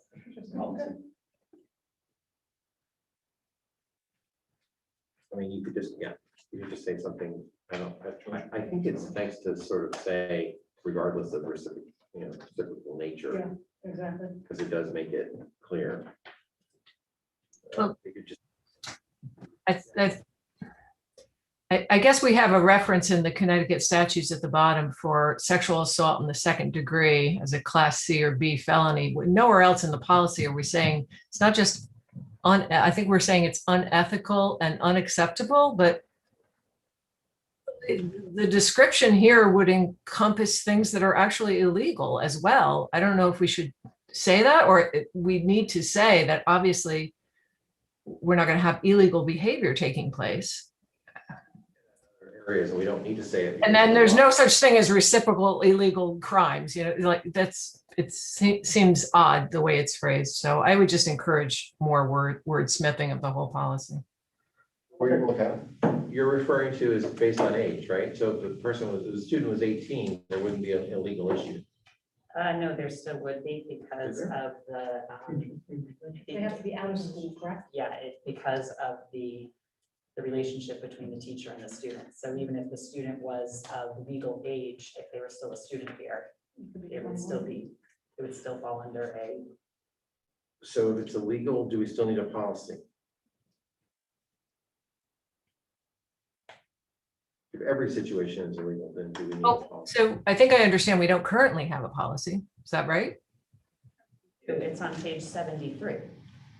Ah, sorry. Pretty short. It's short. And I think that one of the differences is that this also covers nuanced behavior. Yes, So it's that is not- correct. So it can cover things like grooming, which maybe is not something that is necessarily going to have a legal ramification, but it could certainly have an application under this policy, which is a nuanced behavior. Right, but we don't actually say, we don't use the phrase grooming, right? So, I mean, if we're going to be clear, we should be very clear. Otherwise, the existing policy, I don't know, has the legal team told us the existing policy is not enough and it needs to be, or are we just looking for ways to strengthen the message? So I was looking for ways to strengthen the message. Mhm. Yeah. It would be helpful, to have just an attorney over, in other words, to strengthen it, to have, expand it, because honestly, it's just 3 lines. It does seem that it does deserve much more attention than just 3 lines, but I would just want us to be protected. Well, and so I would ask the board, we do pay for CAVE policy services, which is controlled by attorneys who work for CAVE, and these were their recommendations. Is it the will of the board that we continue to use CAVE, or do we extend to the board's attorneys around Oh, I this particular apologize. policy question? Doesn't matter. I mean, I just feel like an attorney should make sure that this is really okay, that we've covered enough. Because like, in other words, just to say exactly what it is, we'd like to have this more fleshed out than our previous policy. How does this look to you? I don't care whether it's CAVE or a personal attorney. This is first read, so I think the policy, we can, discuss this at our next meeting, because this is the benefit of first read. So thank you all for your input. Got it. Are you guys having a meeting in July or is it going to be August? June, right, George? You have one in June? We have one on June 21st at 5:30. For now? June 21st. I think we have one scheduled for them, but we'll check. We will check. Just a quick comment on both that policy and the next one on social media. I would really encourage someone to take a look at our 3 sending districts and their policy language as well, because I think that there's a pretty detailed social media policy at Woodbridge, I know for sure. But you might want to take a look at those because they were vetted through policy services, et cetera, there as well. Well, and it's convenient because Woodbridge uses the same attorney that we do. So I would assume that, again, the language looks very similar. It could be that I'm thinking of the underlying procedure underneath it, but there is a whole bunch of detail. Detail usually means regulation, but we can check. Just a comment for the policy committee, item number 5 on page 75. Harms the goodwill and reputation of ARSD. Yeah, I have a question about that one too. That one's a little vague for me. Like that seems a little troublesome. We could look at that. My concern is that that's an opinion type situation. Exactly. It's hard. Yeah. A goodwill. I mean, being a Pats fan might be, harming a goodwill. Take it into consideration. First read. Thank you. Got it. Okay, did we cover it?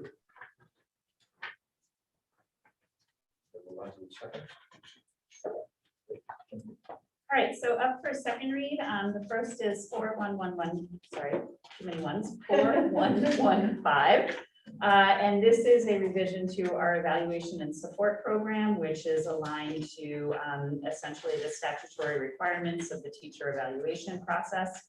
And for the most part, most of this is following, it's already existing practice because we were required to implement our teacher evaluation system in the manner that we have. Much of it is statutory language, although it has been cross-referenced in a couple of places where we do have some discretion with our current Amity teacher evaluation plan that the Board of Education has approved. So this is now bringing our eval and support policy up to date. And then again, just a reminder for 117.4, we had this as an existing policy, but we clarified the difference between non-tenured teachers and tenured teachers, which statutorily are different, and then added some language with respect to suspension. I have a question on page 82 for this policy, and I apologize for not noticing it before. Reason D for someone being terminated is disability as shown by competent medical evidence. And that language just seems to me to be unduly harsh. And I imagine that what is meant is disability that renders one unable to teach competently, right? That is exactly the language from the teacher tenure law. Okay, if we're stuck, but I don't like it. I don't think it builds a community of people feeling safe and welcome. So I will assure you that those categories are straight from the teacher tenure law. Okay, thank you.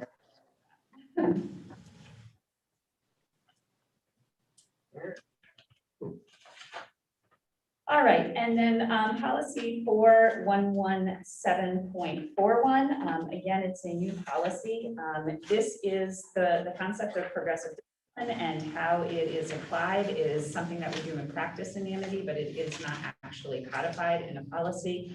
And it would be my recommendation, just in terms of helping everybody understand what expectations are with respect to discipline, that it is codified into this recommended policy. And then 4118.11, again, as a reminder, it's an existing policy. Everything in here is currently what we have, with the exception of paragraph 2 on EEO, which our current policy lacks, and I thought frankly that it was lacking and it should be added. So that was not a CAVE recommendation per se. We could continue with our existing policy, but I did use the CAVE model and add the EEO statement, which was one of the things that was missing in ours that was in the CAVE model. So that's it. Mr. Chair, going back to 12 years of sitting through policy, can I just commend the policy committee for actually making progress? You guys have made so much progress compared to when we first started this. I can't thank you enough. I think it's amazing. We were so far behind. I can't remember how many years we were sort of in violation, I believe. The great leadership of George Howard. Thank you. No, it's all Ms. Pero. It's all Ms. Pero. She's been very helpful in streamlining the whole process. Thank you. Thank you for saying that, Mr. Rosa. So at this point, can we discuss anything other? Or Was there any want to personnel? make a motion? Oh, Well, second reading. The second reading. Yeah, so we can either make a motion to take them all as one. Yeah, would someone like to do that? I'll make a motion. If nobody else Okay. wants to. I'll make a motion, take the second read says one through the 4 of them. Okay. So we have a second. I'll second it. Oh, I think Patrick can be so. Patrick. And any discussion regarding that? This is just to take it as one. This is and then just to we'll take it vote as on one. it. Yeah, I should say not discussing the fact of taking those one.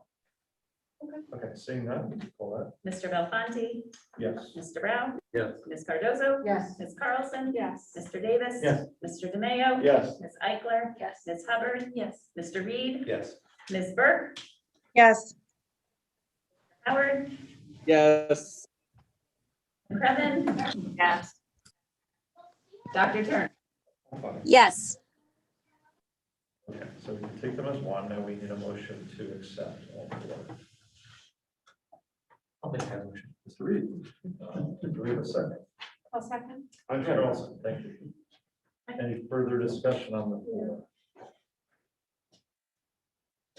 Okay, seeing none, we can call that roll.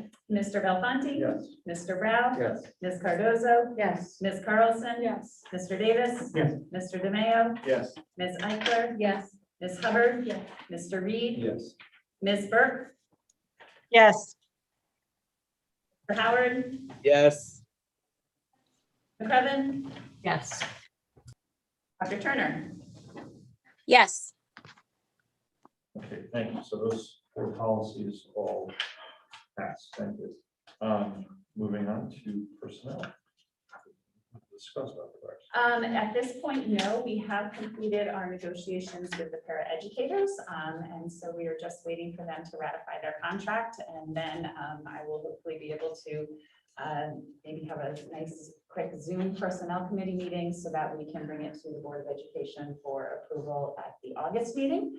I will say it was a remarkably pleasant negotiation, and Ms. Loomis and I think and Mr. Brandt are very pleased with the outcome of how we've structured their contract, and particularly with the salaries. So I'm kind of excited to share it with the board once we finally get a chance to do that.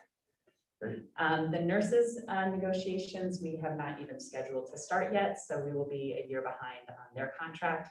But 4 contracts in 1 year, along with, as Mr. Downhour referenced, all the MOAs, that's plenty. So it's fine if we don't start until the summertime. Great. Okay. New business, just a reminder to the board, this Wednesday, we have our superintendent evaluation meeting. That will be a Zoom meeting, and materials will be going out to board members tomorrow regarding that to help you prepare for it. And Wednesday on the 30th, that is our board self-evaluation. That will be in person, and we all look forward to sharing information there and learning a little bit more about the board and how we can best serve the public. Any other new business? I have a question, probably not new business, but it was a question for Dr. Byers related to summer school. I know things are changing with the funding and what the programs are. But I've gotten some questions asked to me, what's going on with summer school? So just kind of relaying that to you. What's the dates, times, places, who's being covered, those types of things. So we have opened up essentially summer schools programs for students who are currently in 6th grade. So rising 7th graders, rising 8th graders, and rising 9th graders. And those are essentially our middle school summer programs. They are going to be held from July 6th through July 29th, Monday through Thursday from 8 a.m. till 12 p.m. They were chosen, that time was chosen specifically because it's concurrent to the extended school year program for special education students. So it means Mr. Brandt and I are able to share transportation costs, and we can provide transportation for all of those students. The students who were chosen for this program were recommended based on their teacher recommendations as well as counselors for students who could use a little bit of a boost to close learning gaps and prepare them for the start of the school year. We offered 40 slots for our Amity Middle School students. So basically 20 per grade level, 10 from each school. And we offered 15 slots to the Orange Elementary. They could figure out who and what school could send kids. 10 slots to Beecher Road and 5 to Bethany. I would say at this point, we are maybe filled to 50% capacity and have gone on to the 2nd and sort of 3rd tier of students. So we are hearing from a lot of parents that their kids are tired, that they appreciate the offer, but they would really just like some time off and away from school. So we've really been struggling to actually fill the programs, but we will still run them as planned and offer instruction for those students in English language arts, math, and science. The high school will be running a credit recovery program that will require both some online learning from students as well as in-person attendance. That is actually scheduled to start June 22nd. So Mrs. LaPlante and her counseling department have been identifying all of the students who are in need of credits for credit recovery so that they can still be focused on in-time graduation. That is an 8-week program, and the in-person supports will be offered on Tuesdays, Wednesdays, and Thursdays from 10 a.m. until 12 noon. And so that is going to be run through EduSeer, which is an online credit recovery system. It would have been the same program that would have been offered by ACES, but because we're using grant funding, we can run it and parents do not have to pay for attendance in that program. Concurrent to all of this, the high school counseling staff is offering a sort of re-engagement summer program. So for those students who maybe didn't have academic difficulties, although ironically some of them seem to be overlapping, but students who really were just disengaged, chronically absent, unable to keep up with the work and manage the sort of time on task throughout the course of this year. And so they will offer, and it's not content-based, it's not academic, it's strictly group counseling to help those students acclimate coming back to school. And that will run throughout the summer, partnered with some of these credit recovery programs, but then have a fairly intensive session in sort of the week right before school so that we can have those students feel like they have the skills and the resources to come back into the buildings and to re-engage in learning. So that's where we currently are for our summer programs. Are all of the programs going to be held at the high school? Or? Yes, they are. Originally, we had intended to try to have the rising 7th graders at the middle schools. But because of the numbers, it wasn't feasible to run 2 programs. And then once we moved them to the high school, we could provide transportation. We were hoping that would actually increase our enrollment, which maybe it has by 1 or 2 kids. Thank you very much. You're welcome. Any other items? Items for the next agenda, please get to me by July 31st. And this time we'd like to take a motion to adjourn. Show of hands, right? Well, first we need a motion. I'll make the motion. Ms. Carlson, thank you. Sorry. For the second. Second. Ms. And Hubbard, now we thank can you. just have a show of hands. All right, there we go. Thank you, It's everyone. unanimous. Thank you.